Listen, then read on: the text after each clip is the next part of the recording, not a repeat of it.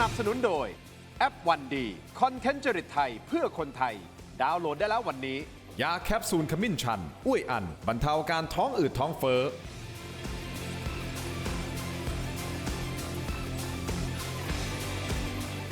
สวัสดีครับตอนนี้ทุกท่านเข้าสู่รายการถกไม่เถียงนะครับประเด็นที่ผมจะถกวันนี้ตามสัญญาเมื่อสัปดาห์ที่แล้วนะครับบอกว่าสัปดาห์นี้ผมจะจับประเด็นนี้ถกประเด็นนี้เอาให้มันชัดเลยนะครับกับภาษีของประชาชนนะฮะ 1,600 กว่าล้านบาทคุณผู้ชมครับกับโครงการที่มีชื่อว่า THAI Passport THAI Passport มันคืออะไรเอาสรุปง่ายๆนะครับนี่คือความตั้งใจดีของทางด้านของฝั่งรัฐบาลนะครับบอกว่าเราจะต้องให้คนไทยมี AI ที่เป็นระดับโปรระดับพรีเมียมนะฮะ Generative AI เนี่ยมาใช้กันฟรีๆนะครับสำหรับ5ล้านคนที่มาลงทะเบียนระยะเวลาก็คือ1ปีเต็มๆในการใช้ฟรีนะครับโดยมีการไปรวบรวมนะฮะเอาแบรนด์ต่างๆนะฮะที่เป็นบริษัทผลิต AI ต่างๆของโลกนี่แหละครับมาทั้งหมดเนี่ย14 เจ้านะฮะกว่า30แบรนด์30แพลตฟอร์มเอามารวมกันในที่เดียวโดยเปิดให้คนไทยเนี่ยได้ใช้ฟรีเพื่อที่จะพัฒนาศักยภาพในการนะเป็นสังคมที่ใช้เทคโนโลยีก้าวหน้าขึ้นไปอีกระดับหนึ่งแต่แน่นอนฮะคุณผู้ชมโครงการนี้อย่างที่ทุกท่านติดตามข่าวแล้วนะครับก็กลายเป็นประเด็นเดือดขึ้นมานะฮะหลังจากที่ฝ่ายค้านนะฮะก็ไปเจอข้อมูลหลายๆอย่างจนนำมาสู่การเปิดเผยนำมาสู่การแฉและสุดท้ายก็ต้องมีการเปิดเวทีฟอรัมนะครับเพื่อให้มาพูดคุยกันมีประชาชนมาฟังนะครับมีทั้งปลัดกระทรวงดีรวมถึงท่านรัฐมนตรีดีณวันนั้นนะฮะมานั่งเปิดเวทีแล้วมานั่งอธิบายกันแล้วก็มีการถามคำถามจากสื่อเองก็ดีจากฝ่ายค้านเองก็ดีจากประชาชนคนทั่วไปเองก็ดีเนี่ยฮะนี่คือฟอรัมที่เกิดขึ้นเมื่อวันที่11 มิถุนายนที่ผ่านมาปรากฏว่าสิ่งที่ไปเจอเอาคร่าวๆนะครับมีหลายประเด็นก็คือเกิดการตั้งคำถามว่ามีการล็อกสเปคไว้หรือเปล่าสำหรับบริษัทที่ได้โครงการนี้ไปฝั่งรัฐบาลนะครับก็ยืนยันว่าไม่มีแน่นอนท่านรัฐมนตรีดีบอกว่าข้าราชการประจำท่านปลัดกระทรวงเนี่ยมันเป็นงานของท่านนะฮะในการที่จะเปิดให้คนเข้ามาประมูลต่างๆผมไม่ได้เกี่ยวข้องผมแค่เป็นระดับนโยบายส่วนการทำงานนะฮะอยู่ที่กระทรวงละครับ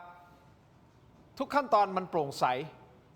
นะในความหมายฝั่งรัฐบาลที่พูดออกมานะครับคุณผู้ชมยืนยันนะฮะว่ามีความตั้งใจจริงท่านอนุทินชาญวีรกูลท่านนายกรัฐมนตรีก็บอกว่าโครงการนี้ก็ต้องเดินต่อฮะเพื่อให้ประชาชนเข้าถึงเทคโนโลยี และไม่พลาดโอกาสสำคัญในการพัฒนาประเทศเราเข้าใจในมุมนี้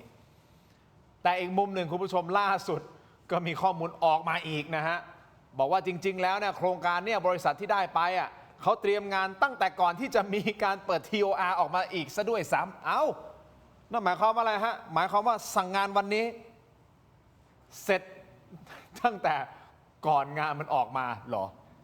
อันนี้มันส่อล็อกสเปคหรือไม่เจาะกันลึกๆวันนี้ครับในรายการถกไม่เถียงครับท่านแรกครับท่านเป็นสสบัญชีรายชื่อพรรคประชาชนนะครับคุณไอซ์รัชนกศรีนอกครับสวัสดีครับคุณไอซ์ครับสวัสดีค่ะส่วนความเป็นของผมครับคณะทำงานผู้นำฝ่ายค้านในสภาผู้แทนราษฎรนะครับคุณธีรชาติก่อตระกูลนะครับหรือคุณแม็กครับสวัสดีครับขอบคุณทั้งสองท่านที่ให้รายการให้เกียรติรายการถกไม่เถียงนะครับพูดนี้ก่อนนะครับคือเราต้องให้ความเป็นธรรมคือเราไม่ได้เป็นพื้นที่ที่จะมาตัดสินว่าถูกผิดอะไรกันนะฮะแต่เราจะมาฟังข้อมูลวันนี้เป็นคิวของคุณไอซ์กับคุณแม็กนะครับผมออกตัวก่อนนะผมบอกนะครับว่ายินดีมากๆเลยนะครับถ้าไม่ว่าจะเป็นท่านรัฐมนตรีก็ดีท่านปลัดเองก็ดีนะครับหรือคณะทำงานที่เกี่ยวข้องในฝั่งฝากของรัฐบาลที่ทำโปรเจกต์นี้ออกมาก็ดีนะครับพูดตรงนี้ก่อนเลยนะฮะถ้าท่านให้เกียรติรายการ ผมก็ยินดีนะอันนี้เราเป็นกลางนะอันนี้คุณโอเคอยู่แล้วถูกต้องไหม โอเคค่ะแล้วรายการของผมก็รู้อยู่แล้วว่าพยายามจะหลีกเลี่ยงในการที่จะเอาสองฝ่ายมานั่งทะเลาะกันอะไรกันมันไม่ใช่จุดประสงค์ของเรานะครับเพราะฉะนั้นอันนี้ออกตัวไว้ก่อนนะฮะเกิดเผื่อท่านว่างท่านสะดวกนะครับเอางี้ก่อนอันแรกก่อนเลยนะครับเปิดด้วยประเด็นที่ร้อนแรงเหลือเกินเมื่อวานนี้คุณไอซ์ตอนเช้าเนี่ยแฉแหลกเลยต้องใช้คำว่าแฉแหลกก็เปิดเผยข้อมูลค่ะให้ทุกอย่างให้คืองี้ต้องบอกว่าทุกสิ่งทุกอย่างที่เราตั้งข้อสังเกตเนาะคือทุกคนอย่าเชื่อในสิ่งที่เราพูดอย่าเชื่อในสิ่งที่เรานำเสนอสิ่งที่ดีที่สุดที่ประชาชนควรจะทำต่อเนี่ยก็คือว่าเอาข้อมูลหรือว่าเอาสิ่งที่เราเปิดเผยเนี่ยไปเช็คต่อว่าสิ่งที่เราพูดมันจริงไหมเพราะว่าไม่งั้นเนี่ยคือถ้าใครพูดแล้วแบบมันมีน้ำหนักมากกว่ากันอะไรอย่างเงี้ยอย่างท่านนายกบอกว่าโอ้ยมันโปร่งใสหมดนู่นนี่นั่นตามกระบวนการคือโปร่งใสอย่าพูดเอง คือมันเป็นเรื่องที่ต้องให้คนอื่นพูด ต้องเอาข้อมูลทุกอย่างมาเปิดก่อน แล้วก็ให้คนอื่นเนี่ยเอาตาของเขามาดูเอาสมองของเขามาวิเคราะห์คิดวิเคราะห์แยกแยะเอง แล้วก็ประเมินกันเนาะประมวลกันว่าอันแบบนี้เรียกว่าโปร่งใสไหมซึ่งอันนี้ก็คือหน้าที่ของเราที่นำเสนอข้อมูลให้พ่อแม่พี่น้องประชาชนได้ดูว่ามันเกิดอะไรขึ้นกับงบประมาณของเราแต่คุณมาบอกงี้นะบอกว่าสั่งวันนี้เสร็จเมื่อวานทำงานว่องไวเอาใจประชาชนล็อกสเปคโครงการเริ่มงานก่อนเปิดประมูลคุณไปเจอหลักฐานเด็ดอะไรเหรอคุณถึงพูดออกมาแบบนี้ถ้าอย่างนี้คือจะแบบเริ่มเข้าสู่ข้อมูลเลยเนาะก็คือถ้ามีสไลด์ส่งไปก็เปิดได้เลยนะคะจะเป็นคุณโพสอย่างนี้ใช่ไหมใช่ค่ะนี่โพสของดิฉันเองก็จะเอาจากใน Facebook หรือว่าจะเอาจากสไลด์ที่ส่งไปให้ก็ได้นะถ้าใน Facebook เนี่ยมันก็จะเป็นสไลด์3อันนะคะซึ่งเอาหัวใจสำคัญคุณไปเจออะไรมาดีกว่าหัวใจสำคัญเนี่ยก็คือมันเป็นสไลด์ของบริษัทที่จริงๆเนี่ยมีทั้งของHI หรือ Human Intelligence เองซึ่งสไลด์ในสไลด์เนี่ยก็คือปรากฏว่ามีชื่อของโครงการ THAI Passportอยู่ในสไลด์นี้ซึ่งจริงเนี่ยมันถูกสร้างตอนเดือนตุลาคม 68ซึ่งตุลาคมเนี่ยโครงการนี้ยังไม่เป็นวุ้นยังไม่เกิดเลยยังไม่มีการร่าง TOR ใดๆเลยแต่ว่าหมายถึงว่าไฟล์ถูกสร้างขึ้นมาโดยใช้ชื่อนี้เลยฮะ THAI Passport ใช่ค่ะคือมันอาจจะแบบว่ามีตัวอักษรมีขีดมีอะไรอย่างเงี้ยหายไปเนาะแต่ว่าเป็นชื่อนี้นะคะก็คืออันนี้ถ้ารูปแรกเนี่ยนะคะก็คืออันนี้คือบริษัทที่ได้รับการประมูลท่านก็สามารถที่จะออกมาชี้แจงได้เนาะว่าอันนี้เนี่ยเป็นสไลด์ของท่านหรือไม่นะคะเพราะว่าผ่านมา1 วันแล้วที่ดิฉันเปิดข้อมูลไปก็ยังไม่มีใครออกมาตอบโต้อะไรดิฉันอยากให้ออกมาชี้แจงนะคะว่าเป็นของจริงหรือไม่จริงอย่างไรส่วนอันกลางเนี่ยก็คือของบริษัทหนึ่งดิฉันเรียกว่าบริษัท BB แล้วกันก็เป็นไฟล์ที่ชื่อว่า AI Passport ซึ่งก็พูดตรงๆเลยก็คือไฟล์ที่เขาทำข้อมูลเกี่ยวกับโครงการนี้นะคะก็เป็นไฟล์ที่เรียกว่าถูกสร้างขึ้นมาในเดือนตุลาคมปี 68 เช่นเดียวกันต้องบอกว่าโครงการนี้เนี่ยมันมี3ส่วนนะคะส่วนที่เป็นหน้าตาแอปพลิเคชันเป็นตัวแอปพลิเคชันแล้วก็ส่วนที่เป็น e-learning แล้วก็ส่วนที่เป็น AI ซึ่งเนี่ยบางส่วนที่เรียกว่าอะไรเป็นตัวแอปเนี่ยเขาก็ซับให้เนี่ยค่ะสไลด์เจ้าของบริษัทสไลด์กลางเนี่ยเป็นคนทำแล้วก็เริ่มทำมาตั้งแต่เดือนตุลาคมซึ่งนะคะจริงๆแล้วเนี่ยต้องบอกว่าเทมเพลตเนี่ยเป็นเทมเพลตของบริษัทก็ถ้าบริษัทนี้ดิฉันไม่ได้เอ่ยชื่อเนาะถ้าอยากจะออกมาชี้แจงอะไรให้ประชาชนได้รับทราบข้อมูลเพิ่มเติมก็เชิญออกมาชี้แจงได้แล้วก็ต้องบอกว่าหลายๆคนที่เป็นห่วงเนาะว่าคนที่มาให้ข้อมูลเราเอาสไลด์มาเปิดเนี่ยเขาจะเรียกว่าได้รับผลกระทบหรือเปล่าเราต้องบอกว่าเราเนี่ยปกป้องแหล่งข่าวปกป้องคนที่ให้ข้อมูลเรานะคะเรามั่นใจว่าการเปิดข้อมูลนี้เนี่ยจะไม่ทำให้สามารถสืบไปได้ว่าใครที่เป็นคนเอาสไลด์เหล่านี้มาให้เราเพราะว่ามันมีมากกว่า1 คนด้วยที่ให้ทั้ง2สไลด์นี้มาแล้วก็เราได้รับการยืนยันจากคนในกระทรวงดีว่าข้อมูลพวกนี้เป็นของจริงนั่นหมายความว่านี่คือเป็นอินไซต์ที่เอาออกมาให้ดูบอกเฮ้ยจริงๆโครงการนี้มันมีการเริ่มต้นมาก่อนแล้วก่อนที่จะมีการทำ TOR ก่อนที่จะมีการทำประชาพิจารณ์อะไรก็แล้วแต่เลยเหรอถูกต้องค่ะคือกำลังจะยืนยันอย่างนั้นเหรอครับคือต้องบอกว่าคือเราเนี่ยมองระบอบสีน้ำเงินน่ะติดลบเนาะแต่ดิฉันก็ยังเชื่อว่าคนที่เขาอยู่ในวงว่านเครือหรือว่าอยู่ในเครือข่ายนี้เนี่ยไม่ใช่ทุกคนที่จะเป็นคนนิสัยไม่ดีไม่ใช่ทุกคนที่จะเป็นคนเลวบางคนเนี่ยเขาแค่เหมือนกับติดร่างแหว่าอยู่ในบริษัทแล้วก็ต้องทำโปรเจกต์เนี้ยแล้วเขาก็อาจจะไม่ได้อยากที่จะมีส่วนร่วมในการที่จะขโมยอนาคตของคนทั้งวงการไอทีไปเขาก็เลยรู้สึกว่าโอเคอยากจะต้องนำสิ่งนี้เนี่ยมานำเสนอต่อสาธารณะเพื่อให้ความจริงมันปรากฏดิฉันก็เชื่อว่าหลายๆคนที่อยู่ในโปรเจกต์นี้เนาะพอเขาเห็นว่าเรื่องราวมันมาถึงวันนี้แล้วอะตัวเขาเองก็รู้สึกผิดที่มีส่วนในการที่จะเข้าไปทำโปรเจกต์ที่ตั้งแต่เริ่มเขาอาจจะไม่รู้ก็ได้ว่ามันจะส่อไปในเชิงทุจริตขนาดนี้เอางี้ก่อนที่ผมจะไปที่คุณแม็กซ์สั้นๆนิดเดียวฮะแต่หลักฐานเหล่านี้มันไม่ได้เป็นการบอกยืนยันบอกว่านี่คือการล็อกสเปคนี่ถูกต้องไหมคือจริงๆเนี่ยอันนี้มันต้องเรียกว่ายิ่งกว่าล็อกสเปคเพราะว่าแปลว่าคุณเริ่มทำโครงการไปตั้งแต่ TOR ยังไม่สำเร็จเลยคือคนเราเนี่ยจะเริ่มทำโครงการได้เมื่อไหร่นะคะก็เมื่อคุณรู้ว่าคุณชนะการประมูลกระบวนการประมูลมันจะต้องเกิดขึ้นก่อนมีการสืบราคานะคะทำราคากลางจัดทำ TOR แล้วก็ไปจัดประมูลเรียกว่าให้คนเนี่ยเข้ามาบิดดิ้งแข่งราคากันซึ่งถ้ามันเป็นกระบวนการปกติเนี่ยมันก็ต้องมีบริษัทที่มาแข่งกันจริงๆแข่งกันเสนอราคาที่มันถูกต้องแต่อันเนี้ย คุณทำเอาไว้ตั้งแต่ก่อนที่จะมี TOR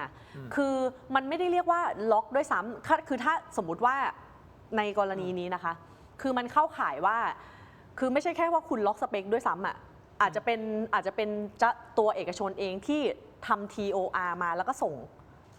อันนี้คือตั้งข้อสังเกตนะ หน่วยงานราชการ อาจจะเป็นอย่าง ด้วย นั้น ซ้ำใช่ค่ะ ซึ่งจริงแค่เราไม่รู้แต่ว่าอาจจะเป็นอย่างนั้น เป็นข้อสังเกต คุณแม็กครับโครงการนี้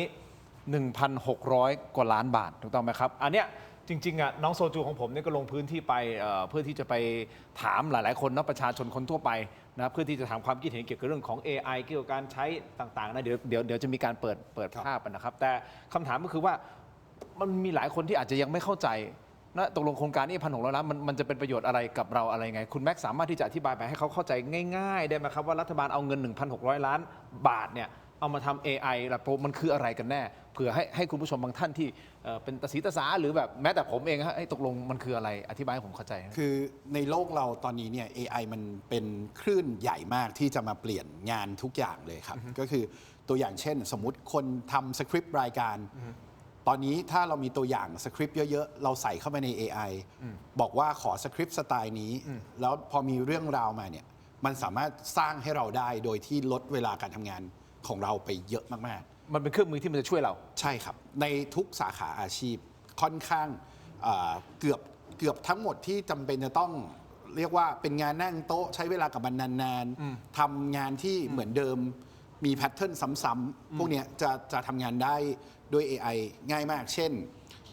งานอย่างกฎหมายทนายอย่างเมื่อวานผมแอบดูตอนเมื่อวานอยู่ฝั่งทนายเนี่ยจริงๆงานกฎหมายเนี่ยในรีเสิร์ชระดับโลกเนี่ยก็บอกว่างานกฎหมายเนี่ยมันตรงไปตรงมาพอสมควรในเรื่องของระบบระเบียบของเอกสารมันสามารถที่จะสอนมันได้ว่าเรื่องแบบนี้ให้ช่วยเขียนมาให้มันมีแพทเทิร์นแบบที่เราชอบเช่นเดียวกันกับอย่างกรรมธิการติดตามงบเนี่ยครับเราก็ต้องดูจริงๆการทำงานในกรรมธิการเนี่ยก็ต้องดูกติกาจากตัวพรบจัดซื้อจัดจ้างพรบหัวประมูลพรบต่างๆที่มันเกี่ยวข้องในเรื่องของจัดซื้อจัดจ้างเราก็เอาพรบต่างๆเหล่านี้เข้าไปสอนมันก็จะทำงานให้เราได้เพราะฉะนั้นไม่ว่าคุณจะอยู่ในอุตสาหกรรมไหนไม่ว่าจะทำงานแบบไหนสมมุติสิ้นเดือนต้องเก็บยอดขายเราถ่ายรูปเก็บไว้ให้ AI มันสรุปรวมให้พวกนี้มันช่วยเพิ่มประสิทธิภาพเราได้มากแสดงว่ามันดีสิฮะมันดีมากครับแล้วอันนี้ทำไมคุณถึงบอกว่ามันคือการยืมจมูกคนอื่นดมหายใจประเด็นอยู่ตรงนี้ครับคือ AI เนี่ยยังไงมันดีมากๆอยู่แล้วแล้วที่สำคัญก็คือเราเองเนี่ยด้วยโครงสร้างของการใช้ AI เนี่ยมันเหมือนมันใช้แล้วหมดไปมันก็คือเหมือนต้องเติมตังค์เรื่อยๆครับเวลาใช้ AI ตัวฉลาดเนี่ยเราก็ต้องเติมตังค์เรื่อยๆเพราะฉะนั้นตอนนี้ในโลกฝั่งเทคโนโลยีเขาก็จะมองว่าทำยังไงให้แต่ละประเทศเนี่ยไม่ต้องพึ่งจมูกคนอื่นหายใจก็คือต้องเริ่มพัฒนาโมเดลในบ้านเราเองบ้างโอเคเพราะฉะนั้นโครงการ THAI Passport ผมในรายละเอียดเนี่ยจริงๆมันทำได้นะครับถ้าไม่ใช่เหวี่ยงแหแบบ5 ล้านคนถ้ามันเฉพาะกลุ่มอย่างนักศึกษาอย่าง SME ช่วยทำบัญชีช่วยทำการตลาดอย่างเงี้ยผมว่าพุ่งเป้าเฉพาะเจาะจงแต่ละอุตสาหกรรมมุ่งเน้นอย่างเงี้ยได้แต่การกวาดไปทุกคนเนี่ยมันไม่ต่างอะไรจากซื้อเรียกว่าสมาชิกฟิตเนสให้คน5 ล้านคนแล้วบอกว่าคน5 ล้านคนนี้จะสุขภาพดีอย่างเงี้ยเป็นไปไม่ได้เพราะว่าหน้างานเราก็ไม่รู้ว่าใครจะยอมลุกไปออกกำลังกายหรือเปล่าแล้วเวลาเราคำนวณว่า 36,000 ล้านบาทเนี่ยมาจากไหนก็คือค่า Member Fitness คิดเป็น 36,000 ล้านแต่จริงๆแล้วบนเวทีก็บอกอยู่แล้วว่า5 ล้านคนใช้จริงๆพร้อมกันแค่ 500,000 คนต้นทุนจริงๆของคนที่เข้าโครงการนี้ครับคือการซื้อเครื่องออกกำลังกายมาให้คน 500,000 คนออกกำลังกายได้พร้อมกันเท่านั้นเองเพราะฉะนั้นมันจะมีส่วนต่างที่มหาศาลที่ผมตั้งคำถามว่าทำไมท่านปลัดบอกว่าอยากจะเปลี่ยนสเปคตามสัญญาเนี่ยก็คุยกับเอกชนเดี๋ยวจะเจรจางั้นเพิ่มอันนี้นิดเพิ่มอันนั้นหน่อยคืออย่าลืมว่าอันนี้มันผ่านการประมูลมาแล้วราคาถูกเรียกว่าแข่งขันมาแล้วแต่มันยังเหลือมากพอให้เอกชนสามารถปรับได้ตามใจก็แสดงว่าตอนแรกเนี่ยการประมูลมันไม่ได้มีประสิทธิภาพอันนี้ก็เลยเป็นประเด็นว่าข้อแรกเลย AI ไม่ใช่ไม่ดีเราไม่ได้ค้าน AI AI เปลี่ยนชีวิตเราได้มหาศาลแล้วที่สำคัญคือโครงการแบบนี้จริงๆถ้าทำพุ่งเป้าก็ทำได้แต่ต้องไม่ใช่ว่ารู้โจทย์ก่อนคือจริงๆอย่างที่คุณไอซ์บอกหลักๆเลยมันไม่ใช่แค่ข้อสอบรั่วมันคือเขาเป็นคนออกข้อสอบ คือเกมหลักเนี่ยมันเปลี่ยนไปหมดเลย เพราะว่าเราไปเจอว่า TOR เนี่ยดันไม่เหมือนกับอีกกระทรวงหนึ่งด้วยแล้วใครล่ะที่จะสามารถส่ง TOR ไป2กระทรวงแล้วก็คิดว่าคงไม่ได้เกิดจากฝั่งราชการก๊อปกันระหว่างกระทรวง แต่มันต้องมีคนที่ช่วยไปทำการบ้านให้หรือเปล่า นั่นคือสิ่งที่คุณตั้งข้อสงสัย ถูกต้อง กับ ครับ โครงการนี้เอาเป็น ครั ว่า บ ผมสรุปนะเท่ากับว่าคุณแม็กกำลังบอกว่าไอ้ AI เนี่ยมันไม่ได้ไม่ดีมันดี มันดีอยู่แล้วครับ เพียงแต่กำลังตั้งข้อสงสัยว่าไอ้โครงการเนี้ถูกสร้างออกมา แล้วมันได้ประโยชน์สูงสุดหรือเปล่า ครับ ผมสรุปอย่างนี้ได้ไหมฮะ ได้ครับ ว่าไป แล้ว หนึ่งได้ประโยชน์สูงสุดหรือเปล่า แล้วคุ้มค่ากับเงินที่มันเสียไปหรือเปล่าใช่หรือเปล่า มันคือการถามว่าถ้าสมมติเขาทุจริตแล้วเขารวยมากเนี่ยเป็นแบบประสิทธิภาพดีมาก AI เนี่ยดีมากเราจะต้องปล่อยผ่านหรือเปล่า เราก็เหมือนเวลาเรามองคนอะว่าเขาทุจริตมาแล้วเขารวยมาวิธีไหน เราก็เรียกว่าเรายอมรับอะไรแบบนี้ไหมโครงการแบบนี้เรายอมรับไหมว่ามันมีโอกาสทุจ แสดง ริต คุณแม็กกำลังจะบอกว่านี่คือทุจริตแล้วเหรอฮะ ผมคิดว่ามีโอกาสสูงมากครับที่ ใช้คำว่ามีโอกาสนะฮะ หน้าที่ของผมอาจจะไม่ได้เป็นคนบอกว่าใครทุจริตหรือไม่ทุจริต โอเค แต่เราสามารถเอาหลักฐานมาวาง แล้วก็ให้ โอเค ทุกคนช่วยกันดูได้ อ่ะคุณสองคนก็คือเอาเป็นว่าตั้งข้อสังเกต ตั้งข้อสงสัยกับโครงการนี้ถูกต้องไหมฮะแต่ท่านนายกรัฐมนตรีท่านอนุทินท่านว่าไงเกี่ยวกับโครงการนี้ฟังครับ เราต้องเติบโตไปกับโลกนะครับ เทคโนโลยี AI ถามว่าวันนี้ถ้าใครไม่เข้าถึง AI ก็จะเป็นคนล้าหลัง จะเป็นคนไม่ทันโลก แน่นอนครับประชาชนเขารอ AI อยู่ครับ AI ที่ต้องตอบถามไม่ใช่ถามอยู่ 3คำถามแล้วก็ค่อยๆช้าลงไปเรื่อยๆ รอสักครู่นะครับ เวลาทำมาหากินมันรอไม่ได้ ถามปุ๊บต้องตอบปั๊บนะครับ รัฐมนตรีว่าการกระทรวงดีซึ่งเป็นผู้รับผิดชอบในการดำเนินการโครงการนี้ได้อธิบายเป็นที่เข้าใจเรียบร้อย รัฐบาลนี้ไม่รู้จักคำว่ามีนอกมีในครับ มีแต่ให้ประชาชนนะครับ พวกผมมาทำงานอยู่ตรงนี้ ผมไม่ทนเรื่องพวกนี้อยู่แล้วครับ เพราะฉะนั้นไอ้เรื่องพวกนี้ผมก็ไม่มีความจำเป็นที่ผมจะต้องไปเกรงใจหรือเกรงกลัวใคร ที่จะต้องมาทำสิ่งที่เป็นการกระทำมันเป็นทุจริต โดยเฉพาะยิ่งในรัฐบาลที่ผมเป็นนายกรัฐมนตรีอยู่นะครับ นายกรัฐมนตรีและคณะรัฐมนตรีในรัฐบาลนี้ทุกคนรังเกียจการกระทำทุกชนิดที่เป็นเรื่องของการทุจริตและผิดกฎหมายเท่านั้นเอง นี่ความยืนยันจากท่านนายกนะครับ รังเกียจครับเรื่องของการทุจริตไม่ว่าจะรูปแบบไหนท่านรังเกียจนะครับคุณผู้ชม รวมถึงท่านปลัดดีท่านพูดไว้ในงานฟอรัมนะครับบอกว่าถ้าโครงการนี้ยกเลิกบอกได้เลยว่าโครงการลักษณะนี้จะไม่เกิดขึ้นอีกไม่ว่าในรัฐบาลไหนถาม อันนี้ให้ความเป็นธรรมกับรัฐบาลนะฮะผมถามแทนรัฐบาลเลยนะครับ พวกคุณไปขวางความเจริญของประเทศหรือเปล่านี่คือคำถามนะคุณผู้ชมครับส่วนประชาชนคนทั่วไปน้องโซจูผมลงพื้นที่ไปถามนะฮะอาชีพหลากหลายเขาคิดยังไงกับ AI โครงการนี้พักสักครู่ครับช่วงหน้ากลับมาฟังคำตอบครับ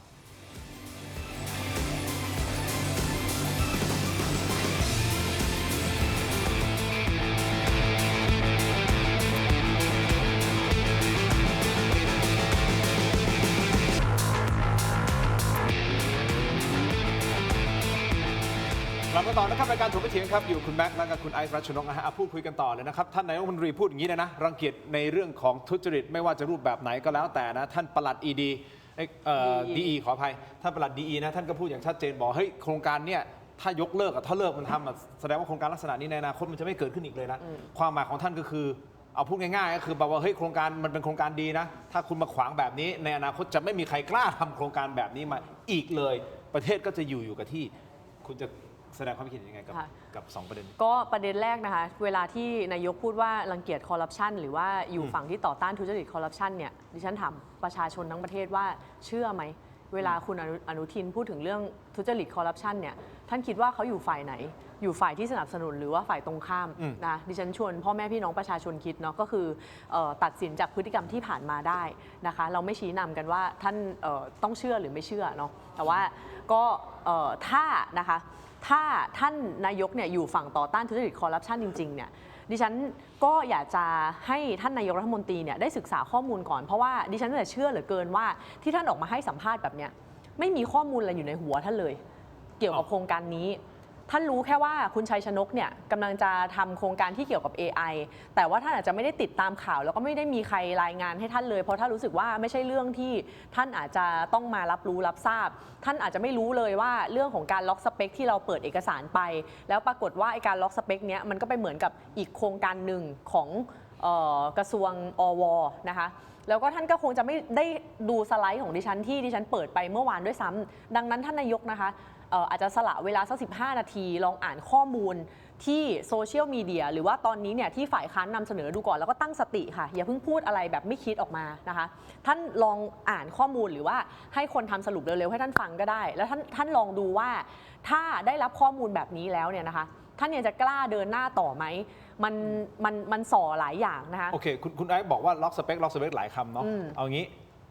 ใครจะเป็นคนยืนยันว่านี่คือล็อกสเปคหรือไม่ล็อกสเปคคือดิฉันคือพูดจากคำพูดอันนั้นคุณไอซ์ด้วยความเคารพนะก็คือพูดออกมาว่าล็อกสเปคแหละประชาชนก็บอกล็อกสเปคแต่สุดท้ายเนี่ยคุณคือคนเป็นฝ่ายค้านไงก็ต้องบอกว่าล็อกสเปคแต่สุดท้ายใครจะเป็นคนบอกว่านี่คือล็อกสเปคล่ะจริงๆแล้วต้องเป็นปปช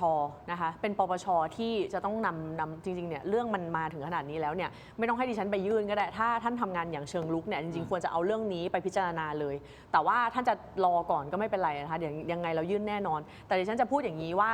ในโครงการนี้เนี่ยมันมีหลายส่วนเนาะมันมีส่วนที่เป็นการจัดอบรมเป็นส่วนของ e-learning เป็นส่วนของการประชาสัมพันธ์เป็นส่วนของการทำ call center เพื่อรับเรื่องร้องเรียนดิฉันยกตัวอย่างเรื่องการทำ call center ของโครงการนี้นะคะคือเวลาเราทำโครงการเนี่ยมันจะต้องแบบเหมือนกับว่าถ้าผู้ใช้มีปัญหาจะต้องโทรมาหาได้ถูกปะโครงการนี้นะคะบอกว่าcall center เนี่ยมี4คู่สายมีคนอยู่ในโครงการค่ะมีคนอยู่ในโครงการทุกคนคิดตามดิฉันนะอยู่ในโครงการนี้เขาจะเปิดรับ5 ล้านคนนะคะแต่เขามี4คู่สายดิฉันเลยถามว่าเฮ้ยคุณเขียนไว้ใน TOR เนี่ยว่ามี4คู่สายคุณเอาหลักการคิด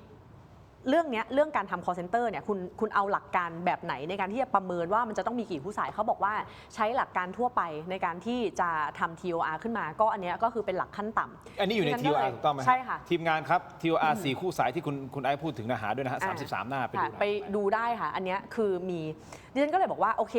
พอเวลาเป็นเรื่องของการทำ call center เนี่ยท่านบอกว่าท่านใช้หลักการทั่วไปซึ่งจริงๆเนี่ยมันไม่สอดคล้องกับจำนวนคนที่จะเข้ามาใช้งานด้วยซ้ำโอเคคุณกำลังจะบอกว่า TOR มีปัญหาแหละถูกต้องใช่ไหมคืออันเนี้ยคือพอเป็นเรื่องของ call center ท่านบอกว่าท่านใช้หลักการทั่วไปซึ่งดิฉันคิดว่าถ้าจะทำโครงการนี้จริงๆนะ4 คู่สายเนี่ยมันน้อยไปแต่พอเป็นเรื่องของการประชาสัมพันธ์ทุกท่านตั้งสติก่อนนะคะคือโครงการนี้เนี่ยมันคือการทำ AI นะคะ AI แบบโปรเนี่ยแจกให้คน 5 ล้านดังนั้นท่านควรจะไปใส่รายละเอียดที่มันละเอียดยิบย่อยเนี่ยในเรื่องของ AI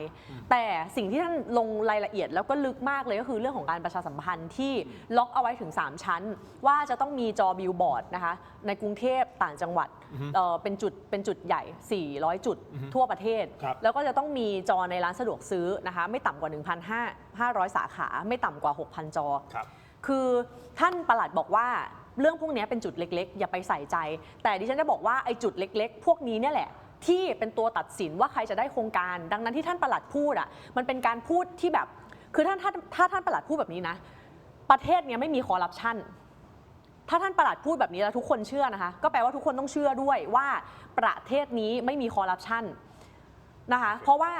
ว่ารายละเอียดที่ท่านปลัดบอกว่าไม่ต้องไปสนใจเนี่ย TOR มันมี30 กว่าหน้าทำไมท่านไม่ต้องไปสนใจแค่2 หน้าทำไมต้องไปสนใจบรรทัดนี้ก็เพราะประเด็นเนี่ยมันอยู่ที่บรรทัดนี้ดังนั้นเนี่ยคือสำหรับดิฉันนะคะก็เคารพท่านปลัดในฐานะที่เป็นผู้ใหญ่แต่ว่าถ้าสิ่งที่ท่านตอบคำถามมาทั้งหมดเนี่ยมันเหมือนเป็นการตอบแบบกำปั้นทุบดินน่ะแล้วก็เป็นคำพูดที่ไร้ความรับผิดชอบมากๆนะคะเพราะว่าประชาชนเนี่ยไม่ได้ข้อมูลอะไรใหม่ๆหรือว่าไม่ได้การตอบคำถามที่ตรงไปตรงมาจากการที่ท่านปลัดได้พูดเลยโอเคอย่างเงี้ยให้ความเป็นธรรมกับท่านปลัดด้วยนะครับอย่างอีกครั้งหนึ่งนะฮะก็เรียนเชิญท่านนะฮะถ้าท่านสะดวกดิฉันเชิญให้ก็ได้ค่ะคือเพราะว่าจริงๆแล้ววันพฤหัสนี้นะคะเราเนี่ยกรรมธิการติดตามงบประมาณจะประชุมร่วมกับกรรมธิการกฎหมายดิฉันกับคุณโรมจะนั่งเป็นหัวโต๊ะคู่กันนะคะแล้วก็เราเนี่ยเชิญมาหมดเลยทั้งปลัดรัฐมนตรีเชิญคณะยกร่าง TOR แล้วก็รอบนี้เนี่ยเราเชิญปปช.สตง.หน่วยงานที่เป็นหน่วยงานตรวจสอบแล้วก็เชิญสถานทูตอเมริกามาด้วยนะคะมาร่วมสังเกตการเพราะว่าโครงการนี้เนี่ยมันเป็นโครงการที่ไปเรียกว่าอะไรอ่ะ AI เนี่ยมันเป็นส่วนใหญ่ก็คือเป็นบริษัทที่จดทะเบียนอยู่ในประเทศอเมริกานะคะ แล้วอเมริกาเนี่ยก็มีเรียกว่ามีกฎหมาย FCPA ซึ่งเป็นกฎหมายต่อต้านทุจริตคอร์รัปชันห้ามบริษัทที่จดทะเบียนในประเทศอเมริกาเนี่ยมาเรียกว่าทำทุจริตคอร์รัปชันในประเทศอื่น ต่อต้านการรับสินบนนู่นนี่นั่นเราก็จะชวนมาด้วย นี่คือพระรหัสนี้ใช่ไหมฮะ ถูกต้องค่ะ โอเคได้ครับขออนุญาตไปที่คุณแม็กซ์หน่อยนะครับถ้าโครงการนี้เลิกในอนาคตจะไม่มีบริษัทจะไม่มีโครงการแบบนี้อีกแล้วเพราะไม่มีใครกล้ามาทำอีกแล้วจะ ผมว่า ให้ความคิดเห็นยังไงมันจะเป็นอย่างนั้นจริงหรือเปล่าฮะมันกลายเป็นว่ากลัวไปหมดเลยไงจะทำอะไรก็กลายเป็นเฮ้ยมีคนมาแบบจับค้านอย่างเดียวเลย ผมว่ายืนยันคำพูดท่านปลัดครับ คือถูกต้องแล้วมันไม่ควรมีโครงการแบบนี้อีกแล้ว เอา เพราะว่าโครงการแบบนี้อะครับมันคือมีช่องพิรุษตั้งแต่เริ่มต้นเนี่ยปกติเขาขอกันตอนเดือนกุมภามีนาไอ้เงินกองทุนเนี้ยแต่ว่าโครงการนี้เกิดเดือนกันยาไม่รู้ว่ามาจากไหนลอยมาแล้วก็มาขอเงินกองทุนได้ เงินกองทุนเนี่ยปกติต้องพิจารณาให้คนอื่น อันนี้อยู่ๆก็ตัวเองพิจารณาเองแล้วก็ให้ตัวเองได้ด้วย ก็คือคนขอเงินกับคนรับเงินเป็นคนเดียวกัน ครับ แล้วทั้งสองคนสองกลุ่มเนี้ยดึงตามความสัมพันธ์ขึ้นมาเจ้านายสูงสุดก็คือท่านปลัดมันก็ยิ่งแปลก แล้วพอมาดูรายละเอียดเมื่อกี้ที่พูดถึงเรื่องล็อกสเปคจอร้านสะดวกซื้อเนี่ยครับจริงๆมันเพิ่งเพิ่มเข้ามานะครับจริงๆในสไลด์จะมีรายละเอียดอยู่ก็คือครั้งแรกที่เข้าครม.เศรษฐกิจเนี่ยวันที่ 10 พฤศจิกายนปี 68 ไม่มีเรื่องจอร้านสะดวกซื้อ ครับ แล้วก็ส่งงานหลังจากเซ็นสัญญาภายใน 30 วันเนี่ยจริงๆ ตอนนั้นเนี่ยเป็น 90 วัน แต่เหตุการณ์หนึ่งเกิดขึ้นครับก่อนที่จะเกิดประชาพิจารณ์ TOR นั่นคือการยุบสภา ก็คือจากวันที่ 10 พฤศจิกายน 68 จนวันที่น่าจะเป็น 15 ธันวาปี 68 ระหว่างนั้นเนี่ยก็คือมีการยุบสภาเกิดขึ้น พอยุบสภาปุ๊บตัวแปร 3 ข้อหลักๆเนี่ยเปลี่ยนไปนะครับ 1. ลงทะเบียนจาก 90 วันเหลือแค่ 30 วัน ครับ 2. เนี่ยส่งงานจาก 120 วันเหลือ 90 วัน 3. ไม่เคยมีพูดถึงเรื่องจอร้านสะดวกซื้อมาก่อน อยู่ๆยุบสภาปุ๊บใน TOR เกิดจอร้านสะดวกซื้อขึ้นมาที่เป็นคำถามของสังคมมากๆตรงนี้ ผมก็ชวนตั้งข้อสังเกตว่าทำไมมันถึงบังเอิญได้มากขนาดนี้ คือจริงๆผมเรียกมันว่ามันเป็นความบังเอิญ plus จริงๆ เพราะว่ามัน plus แล้ว plus อีกตั้งแต่ต้นตอของปัญหา ตั้งแต่ TOR ที่ไม่มีรายละเอียด ส่วนที่ควรจะมีรายละเอียดที่สุดคือ 1,500 ล้านบาทเกี่ยวกับเรื่อง AI แต่กลับไปมีรายละเอียดเกี่ยวกับฝึกอบรมสัมมนาประชาสัมพันธ์ หรือแม้กระทั่งต้องพาคนที่เป็นคนเรียกว่าคนตรวจรับงาน ครับ ไปดูงานก็เรียกว่าไปเที่ยวนั่นแหละ คือมันอยู่ใน TOR มันก็แปลก แล้วแกนเวลาต่างๆ มันก็ไปพุ่งเป้าสำคัญคือการเมืองต้องมีส่วนเกี่ยวข้องแน่นอน เพราะเวลาที่มันเปลี่ยนไประหว่างเอกสาร 2 ชุดเนี้ยผมต้องฝากสื่อช่วยกันถามท่านปลัดเลย ครับ เพราะตอนเนี้ยท่านรัฐมนตรีดูเหมือนว่าจะโยนทุกอย่างให้ท่านปลัดตอบหมดแล้ว เพราะฉะนั้นตรงนี้เนี่ยต้องแบบได้รับคำตอบว่าใครเป็นคนเปลี่ยน ใครสั่งมา หรือว่าจริงๆเกิดนึกอะไรขึ้นมาคือจริงๆก็อยากฟังคำตอบตรงนี้เหมือนกันว่า ครับ เหตุผลที่ฟังขึ้นเนี่ยมันควรจะเป็นอย่างไรในการแก้เอกสารตรงนี้หลังจากที่มีการยุบสภาแล้ว โอเคเดี๋ยวฟังท่านประหลัดนิดนึงยืนยันนะว่าท่านพูดอย่างนี้จริงนะครับว่าถ้าสมมติยกเลิกโครงการนี้เราจะไม่มีโครงการแบบนี้ในลักษณะแบบนี้ในอนาคตนะฟังครับ เพราะว่าจริงๆเราก็ประเมินถามว่าระดับเจ้าหน้าที่ทุกคนเนี่ยตอนนี้แม้แต่ตัวผู้สัญญาเองเดาใจผมก็ว่าอยากให้เลิก แต่ถ้าโครงการนี้เลิกนะครับ บอกได้เลยว่าโครงการลักษณะนี้จะไม่เกิดขึ้นอีก ไม่ว่าในรัฐบาลไหน แล้วเราก็จะอยู่กับตัวเลขที่พิสูจน์ทราบกันว่า เราอยู่ในยุคที่อยู่ใน AI transformation หรือการยุคการเปลี่ยนแปลงหรือปฏิรูป ซึ่งจริงๆก็ไม่เป็นไรนะครับ ถ้ายกเลิกนี่ง่ายสุดเลยนะฮะถ้าเกิดอย่างมากเขาก็ไปฟ้อง ซึ่งเรายังไม่มีความเสียหาย แต่เขาอาจจะมีความเสียหายแบบพิสูจน์ทราบกันก็ว่ากันไปแต่ว่าก็จะยุ่งหน่อยนะครับ เพราะฉะนั้นตอนนี้เรามีทางเลือกแค่2ทางครับ เดินต่อแบบ modify ปรับปรุงให้สมบูรณ์ที่สุดกับ2ก็คือยกเลิก เดินต่อแล้ว modify ปรับปรุงให้ดีที่สุดนะครับหรือยกเลิกนี่คือ 2 ทาง เท่านั้นคุณ 2 คนเห็นว่าอย่างไรควรจะไปเดินทางไหนนะครับคุณผู้ชมแต่ก่อนที่จะฟังคำตอบฮะผมอยากให้คุณผู้ชมไปดูนิดนึงครับน้องโซจูของผมออกไปสัมภาษณ์ประชาชนในละแวกนี้แหละครับแถวๆอโศกนี่นะฮะแล้วก็ผมก็ได้มีการสั่งน้องโซจูบอกว่าจะต้องนะครับสัมภาษณ์คนถามคนนะฮะที่มีความหลากหลายทางเพศหลากหลายวัย นะหลากหลายอาชีพระดับการศึกษานะเพื่อที่จะให้ครอบคลุมและเป็นธรรมมากที่สุดกับคำถามที่เราถามว่า ถ้ามี AI Premium หรือ AI Pro ให้คุณใช้ฟรี คุณจะใช้ไหม เพราะอะไรและใช้ทำอะไรนะครับนี่คือคำถามแบบกลางๆนะโดยที่ไม่ได้เกี่ยวข้องกับโครงการนี้โดยตรงเลยนะครับแต่เป็นคำถามกว้างๆฟังสัก1 ถึง 2ได้ไหมฟังสักหนึ่งท่านหน่อยฮะฟังครับ ใช้สิทธิ์ AI Premium Fee นะคะก็จะใช้เกี่ยวกับทางด้านการศึกษาค่ะเอาไปใช้หาวิจัยที่ต้องการที่เกี่ยวข้องค่ะมันแบบว่าช่วยลดระยะเวลาได้พอสมควรก็ถ้าได้สิทธิ์ก็คงใช้อะค่ะไม่ใช่ครับโดยปกติก็ไม่ได้ทำอาชีพด้านนี้ แล้วก็ไม่มีความรู้ลึกด้านนี้ถึงให้มาก็คงไม่ได้ใช้ ก็ถ้ามี AI Premium ให้ใช้ฟรีแล้วก็ใช้ได้ครอบคลุมก็จะใช้ค่ะเพราะว่าทุกวันนี้ก็มีการใช้อยู่แล้วแล้วก็มีบางตัวที่จ่ายอยู่แล้วด้วยค่ะถ้าไม่ได้ต้องมาจ่าย AI เองก็ลดค่าใช้จ่ายไปได้เยอะมากใช้สิครับรออะไรอ่ะของมันฟรีอ่ะเนาะยุคนี้สมัยนี้อะไรลดได้ก็ต้องลดคิดว่าก็เป็นความคิดหลากหลายนะครับนี่เป็นบางส่วนเท่านั้นนะฮะเรายังมีอีกนะครับเดี๋ยวพักสักครู่ครับช่วงหน้ากลับมาตามต่อครับ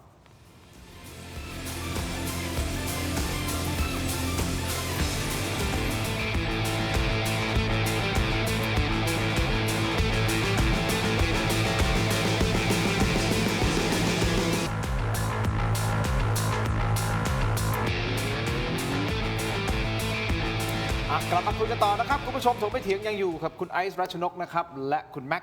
ธีรชาตินะฮะพูดคุยกันต่อครับเรื่องของ THAI Passport นะครับเอาอย่างนี้เราไปถามความคิดเห็นก็มีความคิดเห็นหลากหลายนะครับจริงๆยังมีอีกถูกต้องไหมทีมงานเราเปิดใหม่ไหมเปิดอีกสัก 2-3 ท่านนะเปิดมาแล้วเดี๋ยวจะได้ถามทั้ง2ท่านนะครับป่ะก็ต้องลดคิดว่าใช้ครับอาจจะเอาไปใช้หาข้อมูลเอาไปใช้ในการเรียนอะไรอย่างนี้เพิ่มครับมันก็คงหาข้อมูลให้เราได้ละเอียดขึ้นลึกขึ้นแล้วก็ถามมันได้บ่อยขึ้นอะไรอย่างนี้มั้งครับปกติใช้อยู่แล้วครับเป็นแบบฟรีครับถ้าคิดว่าเสียตังค์ไปแล้วมันเหมือนรักษาสิทธิ์ของเราอะครับเราก็ยินดีใช้เพราะมันเป็นประโยชน์ปกติเรา subscribe เองอยู่แล้วมูลค่าก็คือเราใช้เขียนโปรแกรมเราใช้ทำอะไรหลายๆอย่างก็เรายอมจ่ายอยู่แล้วประมาณสัก$120ต่อเดือนเราจ่ายอยู่แล้วหนูมองว่าหนูจะใช้ค่ะก็น่าจะใช้เหมือนกันค่ะก็ใช้เหมือนกันค่ะก็รู้สึกดีค่ะที่รัฐบาลสนับสนุนให้คนเข้ามาใช้นวัตกรรมใหม่ๆถ้ามี AI Premium ไม่ใช้ฟรีก็ใช้ครับผมโดยส่วนตัวเป็นโปรแกรมเมอร์ก็เขียนโค้ดเป็นประจำก็ส่วนใหญ่ก็ใช้ AI เป็นปกติแล้วครับก็คงอาจจะใช้ครับแต่ว่าก็คงต้องดูอีกทีว่าเขามีวิธีการบริหารสิทธิ์แล้วก็จากงบประมาณที่ได้มาเขาเอามาใช้ทำอะไรใช่ค่ะถ้ารัฐบาลเขาให้แบบพรีเมียมเราอาจจะใช้ได้แบบจะหาข้อมูลที่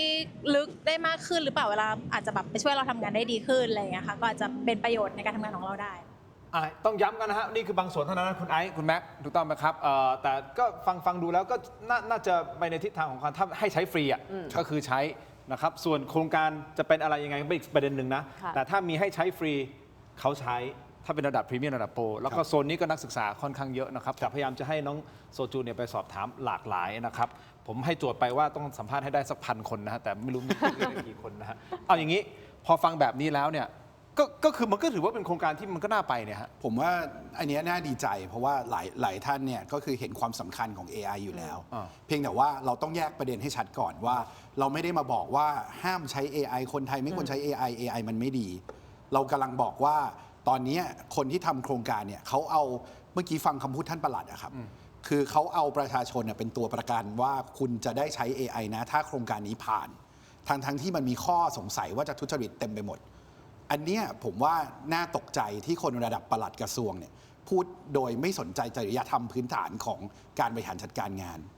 สำคัญที่สุดคือตอนนี้ครับทุกคนที่บอกว่าจะได้ใช้อยากใช้ AI เนี่ยสามารถใช้ได้อยู่แล้วนะครับทุกวันนี้เนี่ย AI ตัวเรียกว่าตัว Gemini ตัวClaude อะไรพวกนี้แต่มันไม่ใช่พรีเมียมไงอันนี้คือตัวพรีเมียมตัวพรีเมียมก็มีด้วยเหมือนกันครับคือโครงการจริงๆต้องโปรโมทให้เขาด้วยก็คือของ OKMD นะครับ under สำนักนายกเนี่ยเขามีโครงการแบบเดียวกันเลยที่มีตัว AI มาให้ใช้ฟรีหลายๆยี่ห้อซึ่งอันนั้นเนี่ยโครงการแบบเดียวกันคล้ายกันเกือบ 90-95% 2.4 ล้านบาทแต่โครงการนี้ 1,621 ล้านบาทมันมีอะไรต่างกันผมยังไม่ค่อยเข้าใจว่าในรายละเอียดเนี่ยทำไมมันถึงห่างกันได้มากขนาดนั้นผมว่าประเด็นที่ต้องจี้ไปชัดๆคือผมว่าถึงเวลาหลังจากนี้ต้องคุยกันว่าประเทศเราเนี่ยจะตักตวงคลื่น AI ทำให้เกิดผลประโยชน์ได้ยังไงบ้างแต่ไม่ใช่ว่าเราบอกว่าเห็นโครงการที่ มีโอกาสเกิดทุจริตมาก มีโอกาสล็อกสเปคมาก แล้วก็แถมมีข้อมูลหลุดว่ามีการทำไปก่อน แล้วก็เปลี่ยนตัวแปรหลายๆอย่าง เพื่อให้บางเจ้าอาจจะมีโอกาสได้เปรียบ แล้วเราก็บอกว่างั้นคนไทยต่อไปนี้ค่านิยมเราปิดตาข้างหนึ่งแล้วกัน เพราะว่าเราได้ผลประโยชน์จากการใช้ AI Premium อันนี้คือการขายอนาคตเราไปกับ AI Premium อันนี้มันน่าเศร้ากว่าทุกสิ่งที่จะเกิดเลย ถ้าอย่างนี้ก่อนที่ผมจะกลับไปที่คุณไอซ์นะคุณแม็กในมุมของคุณแล้วเนี่ยถ้าเป็นอย่างเนี้ยมันไม่ควรจะเป็น 1,600 ล้านใช่ไหมแล้วมันควรจะเป็นตัวเลขเท่าไหร่ที่จะสมเหตุสมผลที่คุณดูแล้วสมเหตุสมผลป่ะอย่างแรกก่อนครับกระบวนการมันผิดแล้วมันเป็นกระบวนการที่มีโอกาสทุจริตสูงผมว่ายกเลิกไปก่อนแล้วเงินอันนี้มันไม่ได้หายไปไหนเพราะเงินมันเป็นเงินกองทุน DE ซึ่งสามารถกลับเข้าไปในกองทุนให้น้องๆนักศึกษาเหล่านี้สามารถของบประมาณมาทำโครงการเฉพาะทางแต่ถ้าเป็นตัวเลขที่คุณบอกเฮ้ยจะไม่1,600 ล้านมันเพราะมันมีความต่างเยอะเอานี่ตัวเลขเท่าไหร่ที่คุณผมว่ากลุ่มเป้าหมายครับจริงๆต้องตีตามประเด็นกลุ่มเป้าหมายสมมุติบอก5 ล้านใหญ่ไปเราเพิ่มจาก 100,000 คนได้ไหมที่ใช้พรีเมียม 100,000 ก็ต้องไปนั่งคำนวณตอนนี้อาจจะยากไปที่จะคำนวณต่อหัวนะเวลานี้แต่ว่าวิธีที่ทำนะครับคือโมเดลเรามีเงินกองทุนเดียวกันเนี่ยมีลงทุนไปกับไทย LLM 89 ล้านบาทซึ่งอันนั้นใช้ฟรีได้อันลิมิตอยู่แล้วเราก็เอาโมเดลฟรีให้กลุ่มเป้าหมายก่อนแล้วพอใช้เยอะขึ้นแบบที่โครงการนี้ทำเนี่ยก็ได้เครดิตมากขึ้นแล้วก็เอากลุ่มเล็กๆมาผมว่าระดับโครงการคืออาจจะอยู่ระดับ10 ล้าน50 ล้านมันก็อาจจะเป็นไปได้โอเคครับผมอย่างเงี้ยคุณนายครับตกลงเรื่องนี้จะไปถึงปปชไหมคุณจะไปยื่นไปถึงแน่นอนไปถึงแน่นอนเดี๋ยวผมให้คุณผู้ชมสแกน QR Code ตอนนี้นะฮะตอนนี้แหละครับคุณผู้ชมครับไปที่ Terra Digital ใน YouTube นะครับ Facebook ถกไม่เถียงเดี๋ยวไปคุยกันต่อในออนไลน์แบบจัดเต็มนะครับเอาแบบให้ความเป็นธรรมกับทุกฝ่ายนะครับและยังมีคำถามเกี่ยวกับเรื่องของ 500,000 user ต่อชั่วโมงอันนี้อาจจะให้ทั้งสองท่านอธิบายหน่อยว่าตกลง 500,000 user ต่อชั่วโมงเนี่ยมันไม่เพียงพอเหรอแล้วคุณไปหารกลายเป็นว่าใช้ได้แค่139 คนต่อวินาทีแล้วในความเป็นจริงในโลกของความเป็นจริงนะฮะ139 คนต่อวินาทีมันมากน้อยขนาดไหนยังไงคุณ2 คนอธิบายหน่อยนะฮะในช่วงของออนไลน์นะครับไปต่อกันเลยนะครับนี่คือถกไม่เถียงทางทีวีขอบคุณทั้ง2 ท่านก่อนครับขอบคุณครับเจอกันในออนไลน์ครับถกไม่เถียงครับสวัสดีครับ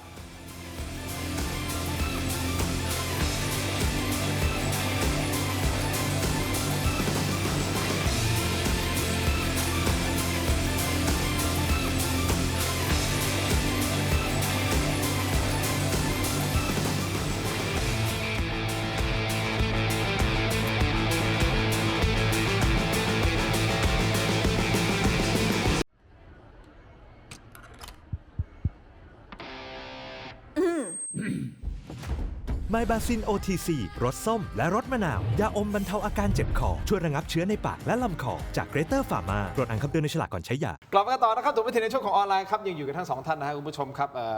คุณแม็กธีรชาติก่อตระกูลนะครับเป็นคณะทำงานผู้นำฝ่ายค้านในสภาผู้แทนราษฎรนะครับรวมถึงสสบัญชีรายชื่อนะครับพรรคประชาชนนะครับคุณไอซ์รัชนกศรีนอกครับกับประเด็นนะ THAI Passport นะครับคุณผู้ชมครับแน่นอนแหละ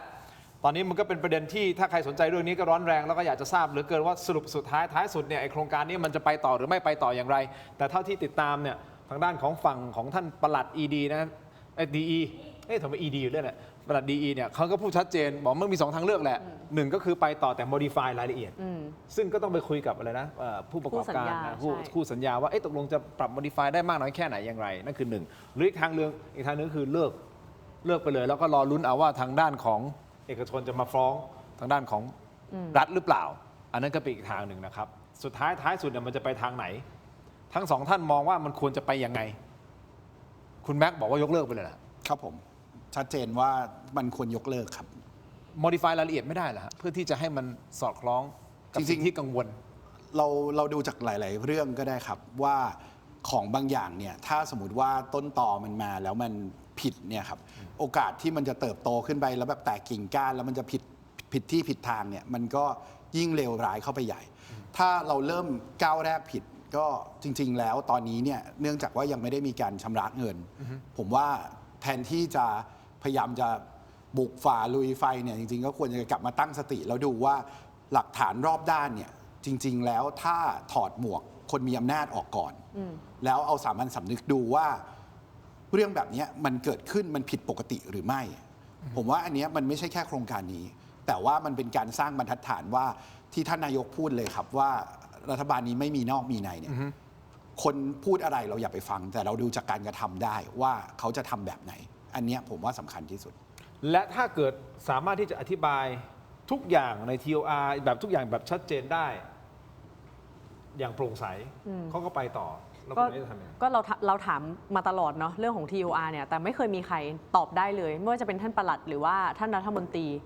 นะคะคือเขาไม่เคยตอบตรงๆเกี่ยวกับเรื่องการล็อกสเปค TOR แต่ว่าตอบเลี่ยงๆไปว่า TOR เนี่ยก็มีการก๊อปกันเป็นปกติซึ่งดิฉันจะบอกว่าการตอบแบบเนี้ยไร้ความรับผิดชอบคือมันไม่ปกติแล้วค่ะเรื่องการ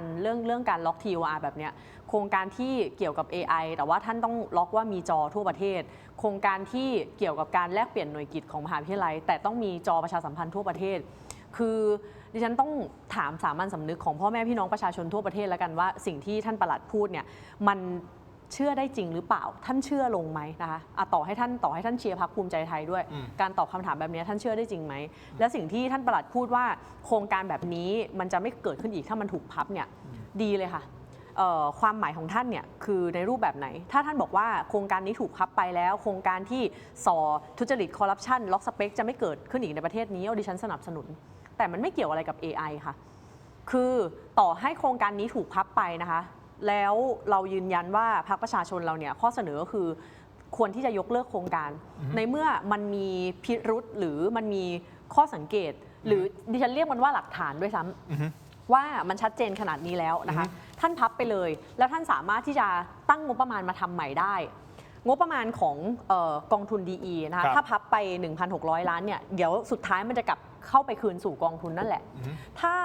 ท่านอยากจะทำจริงๆไม่ทำแล้วมันจะตายเนี่ยท่านก็ตั้งงบประมาณปีนี้ค่ะปีนี้ที่กำลังจะถึงรอบของงบประมาณ DE ที่จะทำเนี่ยท่านก็ตั้งขึ้นมาใหม่แต่ท่านก็เคลียร์ทุกสิ่งทุกอย่างที่พ่อแม่พี่น้องประชาชนสงสัยสิเขาสงสัยว่าล็อกสเปคท่านก็เอาเรื่องการล็อกสเปคจอออกเขาสงสัยว่าเฮ้ยทำไมไม่มีการคำนวณเรื่อง concurrent ให้มัน make sense ท่านก็ใส่การคำนวณรายละเอียดเรื่องโทเค็นเรื่อง concurrent ลงไปนะคะแค่นี้เองคือท่านสามารถที่จะพับโครงการปีนี้แล้วก็ไปทำปีหน้าแล้วดิฉันบอกว่าถ้าท่านจะทำแบบมีความตั้งใจอันดีจริงๆนะอย่าไปใช้งบประมาณในกองทุน DE ค่ะให้ตั้งเข้ามาเสนอโดยสดช.และของงบประมาณผ่านงบประมาณสภาให้มันถูกต้องถ้าท่านดิฉันจะพูดอย่างนี้ว่ากองทุน DE เนี่ยเวลาขอคือพูดตรงๆเลยว่าก็คณะกรรมการกองทุนนั่นแหละเป็นคนเรียกว่าไงดีอะเป็นคนอนุมัติใช่แล้วมันก็จะกระบวนการตรวจสอบเนี่ยมันจะน้อยกว่าแต่ถ้าท่านของงบประมาณผ่านสภาเข้ามามันจะต้องมาผ่านหูผ่านตาสสมีการอภิปรายวาระหนึ่งมีการตั้งกรรมธิการตั้งอนุกรรมธิการเพื่อมาดูไส้ในรายละเอียดเบรกดาวน์มันคุ้มค่าไหม 1,600 ล้านบาทมันควรจะแบบจากแจก5ล้านคนมันควรจะตัดเหลือลงมาเท่าไหร่มันจะมีความละเอียดในการที่จะกั่นกรองโครงการมากกว่านะคะแล้วการที่มันผ่านสภาเนี่ยคือการตรวจสอบมากกว่าแล้วมันเป็นเหมือนเรียนคิดว่าโครงการที่มัน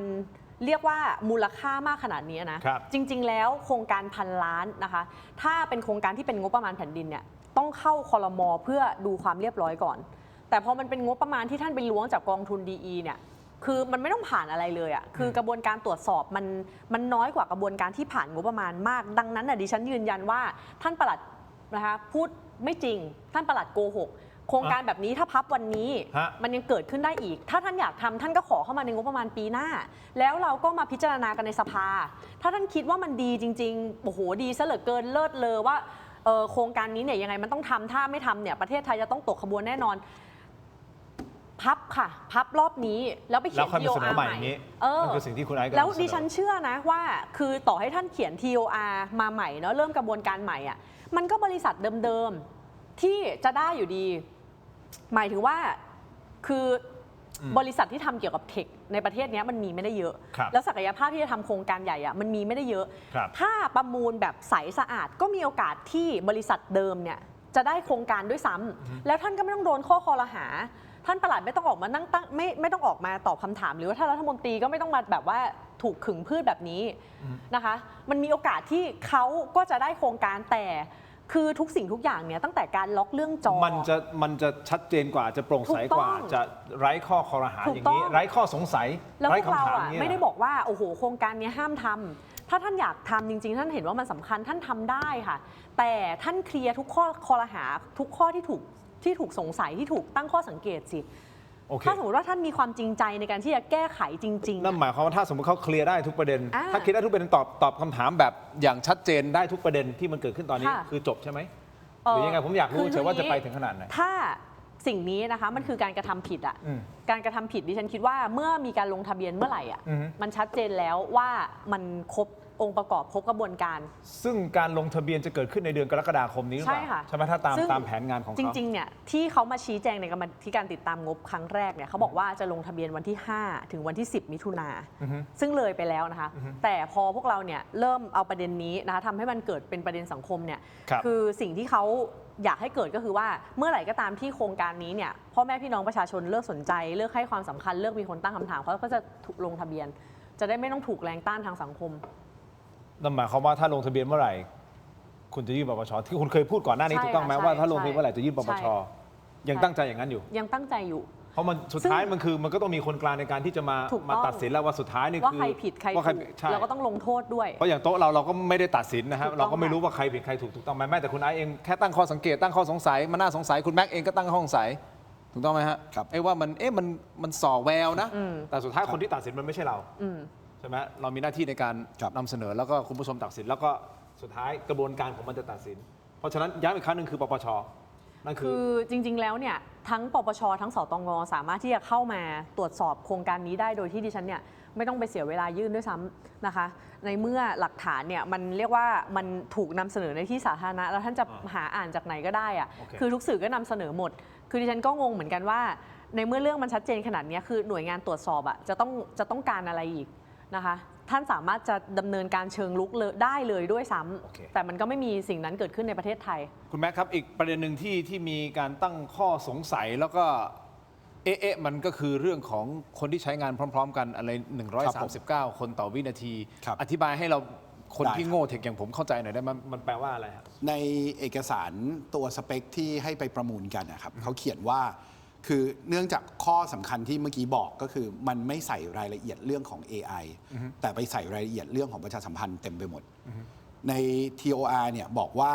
ให้ใช้ได้อย่างน้อย 500,000 คนพร้อมกันต่อชั่วโมง อย่างน้อยนะฮะในตามขึ้นหน้าจอนะฮะอย่างน้อย 500,000 คนต่อชั่วโมง ใช่ครับ โอเค ซึ่งไอ้คำว่าอย่างน้อยเนี่ยแหละครับคือประเด็นที่สำคัญก็คือท่านประหลัดบอกว่าคุณอ่านให้ครบสิว่ามันอย่างน้อย อย่างน้อยถูก ซึ่งไอ้ต้นทุนของคนทำโครงการแบบนี้ครับ มันก็อยู่ที่ว่าขนาดของท่อเนี่ยท่อมันใหญ่แค่ไหน ยิ่งคนใช้เยอะพร้อมกัน มันก็จะยิ่งแพงขึ้นเรื่อยๆ ท่อก็ต้องใหญ่ขึ้น ใช่ อธิบายไปให้เห็นภาพง่ายๆ ใช่ครับ ทีนี้คนที่เขาชนะงานมาเนี่ยแปลว่าเขาประมูลราคามาด้วย แข่งกับอีก 2 เจ้า ถ้าการแข่งขันสมบูรณ์เนี่ยแปลว่าการประมูลมาแบบนี้เนี่ยเขาก็ต้องคำนวณต้นทุนมาละว่า 500,000 คนต่อชั่วโมง ซึ่งในรายละเอียด TOR มันไม่มีว่าต่อวินาทีคือควรจะเป็นเท่าไหร่ ไอตัวรายละเอียดที่มันไม่มีเนี่ยครับทำให้เราต้องคำนวณเอง ก็คือเอา 500,000 หาร 60 หาร 60 หาร 60 นาทีก่อน ครับ แล้วค่อยหาร 60 วินาที ครับ ใช่ไหมฮะก็จริง ๆ ก็เท่ากับหาร 3,600 แหละใช่ไหม ใช่ 500,000 หารด้วย 3,600 ก็ได้เป็น 138 จุดๆๆกว่า ใช่ ก็เป็น 139 คนโดยประมาณ ซึ่งมันเล็ก ต่อวิ มก นาที ใช่ครับทำไมเราต้องหารแบบนี้ก็เพราะใน TOR มันไม่มีรายละเอียด อันนี้ก็คือคำถามที่ตั้งแต่แรกว่า เชิงเทคนิคมันไม่มีรายละเอียดอะไรเลย พอคุณหารออกมาแบบนี้มันเลยทำให้คนเข้าใจว่าอ๋อแค่ 139 คนต่อวินาทีมันน้อยนี่หว่า ใช่ อันี้มัน ครับ ยุติธรรมไหมกับการที่เราจะสมมติฐานแล้วมาตั้งหารแบบนี้ ผมว่าง่ายสุดก็คือต้องถามเขาว่าแล้วใน TOR คุณใส่เท่าไหร่ต่อวินาที ก็คือคุณไม่ใส่ไงถ้าคุณไม่ใส่ว่าเท่าไหร่ต่อวินาที เรามีวิธีอื่นที่จะคำนวณได้ดีกว่าการปรับ คือทุกคนก็รู้ว่า 1 ชั่วโมงมันมี 60 นาที โอเค 1 นาทีมี 60 นาที แล้วเราจะไปหารตัวเลขตัวอื่นมันก็ เลยเป็นที่มาของ ใช่ครับ 139 คนต่อวินาที แต่ผมจะไม่เข้าไปเถียงกับท่านว่าความจริงความเท็จหรืออะไรเงี้ยแต่ผมเล่าวิธีคำนวณให้ฟัง แต่ตอนเนี้ยผมตั้งคำถามกลับว่าท่านพูดบนเวทีว่า 5 ล้านคนพร้อมกันก็ต้องใช้ได้ นั่นแปลว่าจาก 500,000 ต่อชั่วโมงไม่เอาแล้วนะ จะเปลี่ยนเป็น 5 ล้านต่อวินาที 5 ล้านต่อวินาที ใช่ครับคำถามผมคือท่านปลัดเนี่ยได้คุยกับคนที่เข้ารับงานตรงนี้หรือยังที่ชนะประมูลเนี่ยว่าเขาทำได้จริงหรือไม่ อันเนี้ยคือคำถามที่ผมสงสัยว่า เรียกว่าผู้ใหญ่ในราชการไทยอ่ะทำไมถึงไม่ได้มีประสบการณ์ตรงสายหรือใช้คนให้เหมาะกับงาน ในการทำงาน เพราะว่าถ้าท่านมีพื้นฐานความรู้ด้านเทคโนโลยีสักนิดนึงเพราะท่านอยู่กระทรวงดีเนี่ยก็ท่านก็ต้องทำงานดิจิตอลอยู่แล้วแหละแต่ถ้าท่านรู้เนี่ยไอสิ่งที่ท่านพูดบนเวทีท่านจะไม่พูดออกมาแน่นอนว่าให้รองรับได้5 ล้านคนต่อวินาทีคำถามผมตอนนี้ที่ฝากสื่อไปถามก็คือท่านยืนยันใช่ไหมว่า5 ล้านคนต่อวินาทีแล้วเอกชนทำได้ถ้าเอกชนทำตรงนี้ได้เนี่ยต้นทุนเขาเบิกบานมหาศาลเลยครับคือแทบจะเรียกว่าไม่มีทางกำไรได้ไงแต่จริงๆเขาก็อาจจะออกมาบอกว่าทำได้เพราะว่าเขาก็เชื่อว่าคุณลองคิดดูว่าคนไทยทั้งประเทศมีอยู่แค่ 6-70 ล้านคนมันจะไปใช้ถึงพร้อมกัน5 ล้านคนต่อวินาทีมันเป็นไปไม่ได้ยากมากมันเป็นไปได้ไม่ได้ถูกต้องไหมครับผม และถ้าโดยทั่วไป 500,000 คนต่อชั่วโมงนี่ถือว่าน้อยหรือเยอะฮะในการใช้น้อยมากครับก็คือกลับมาเป็น139เนี่ยครับจริงๆมันมีตัวแปรอีกอันนึงที่เขาพูดบนเวทีอาจจะเทคนิคนิดนึงแต่ก็คือแค่บอกว่าพร้อมๆกันก็คือ TPS ก็คือ transaction per second ก็คือทำงานได้กี่ครั้งใน1 วินาทีกี่คนเนี่ยที่ทำได้ก็คือ139เนี่ยยังไงมันก็น้อยแต่บนเวทีเขาบอกว่าเขาจะเพิ่มให้เป็น 2,500 แล้วสักพักหนึ่งก็บอกว่าอาจจะเพิ่มให้เป็น 5,000 ก็คือพอผมกำลังตั้งข้อสังเกตอย่างนี้ว่าใน TOR มันเขียนไม่รัดกุมขนาดไหนที่เอกชนต้องมาเพิ่มให้เองจากไอ้ตัวเลข139ต้องเพิ่มเป็น 2,500 แล้วเพิ่มเป็น 5,000 ซึ่งไอ้พวกนี้เนี่ยมันคือต้นทุนเขาที่เปลี่ยนไปแปลว่าอะไรก็แปลว่าไอ้ของที่มันชนะประมูลมาเนี่ยราคามันก็เลยไม่ได้เป็นการประมูลอย่างมีประสิทธิภาพเพราะว่าเขายังสามารถเพิ่มสเปคคือพิเศษใส่ไข่เพิ่มเส้นเพิ่มลูกชิ้นเพิ่มอะไรเต็มไปหมดแต่เราก็ไม่รู้ต้นทุนจริงๆของเขาจริงๆถูกต้องไหมครับเขาอาจจะสามารถเพิ่มตรงนั้นได้แต่ต้นทุนเขาอาจจะไม่ได้เพิ่มมากขนาดนั้นเขาอาจจะไปดีลมาอันนี้ผมเพิ่มมองอันนี้ผมไม่รู้นะผมมองในมุมแง่มุมของผู้ประกอบการอีกเจ้าหนึ่งที่บอกว่าเวลาเราสั่งเนี่ยเวลาถ้าสมมติเราสั่งเยอะเราจะได้ราคาต่อยูนิตถูกกว่าอันนี้คือมองของรีเทลถูกไหมใช่ครับแต่เทคโนผมไม่รู้เทคโนโลยีผมไม่รู้ผมว่าเหมือนกันแต่ว่าประเด็นคือเขาบอกว่าเขาประหยัดเงินได้ 95% สมมุติเราไปซื้อของแบบก๋วยเตี๋ยวชามนึงอย่างเงี้ยครับบอกว่า100 บาทไม่ขายเหลือ5 บาทเราก็ต้องสงสัยก๋วยเตี๋ยวแล้วก๋วยเตี๋ยวมันปกติหรือเปล่าอันนี้พื้นฐานเลยว่าของอะไรมันจะลดได้ 95% อันนี้ข้อที่1นะครับข้อที่2นอกจากมันลดได้ 95% แล้วเขาบอกว่าก๋วยเตี๋ยวเนี่ยแถมลูกชิ้นให้อีก10 ลูกเลยต้นทุนยังเท่าเดิมราคาชาร์จเท่าเดิมเอาเฮ้ยแสดงว่าไอ้ของที่ไม่ใช่ก๋วยเตี๋ยวเนี่ยจริงๆแล้วต้นทุนจริงๆมันเท่าไหร่กันแน่ก็อย่างที่บอกว่ามันมีการพยายามบิดเบือนตัวเลขว่ามูลค่าตรงนี้เท่ากับ 36,000 ล้านเพราะว่าเอาคำนวณว่าต่อหัวเนี่ยคุณต้องจ่ายกี่บาทต่อเปิดที่นั่งต่อรายจ่ายต่อหัวเนี่ยแหละเอามาคูณจำนวนเลยต่อปีใช่ไหมใช่ต่อปีเขาโครงการมาปีหนึ่งใช่แต่ไอตอนเขาซื้อจริงๆเขาไม่ได้ซื้อเป็นต่อหัวแบบนั้นแต่เขาไปซื้อเอาวัตถุดิบมาเฉยๆเพราะฉะนั้นมันก็เลยมีส่วนต่างมหาศาลที่ต่อให้เขามีบอกว่า pay per use ก็คือใช้เท่าไหร่จ่ายเท่านั้นตอนนี้จะเป็นอย่างนั้นใช้เท่าไหร่จ่ายแต่คุณก็ลองดูในงานที่จัดขึ้นในการรับฟังความคิดเห็นนะครับว่าเขาสามารถเปิดปิดจำนวนยูเซอร์ได้ง่ายขนาดไหน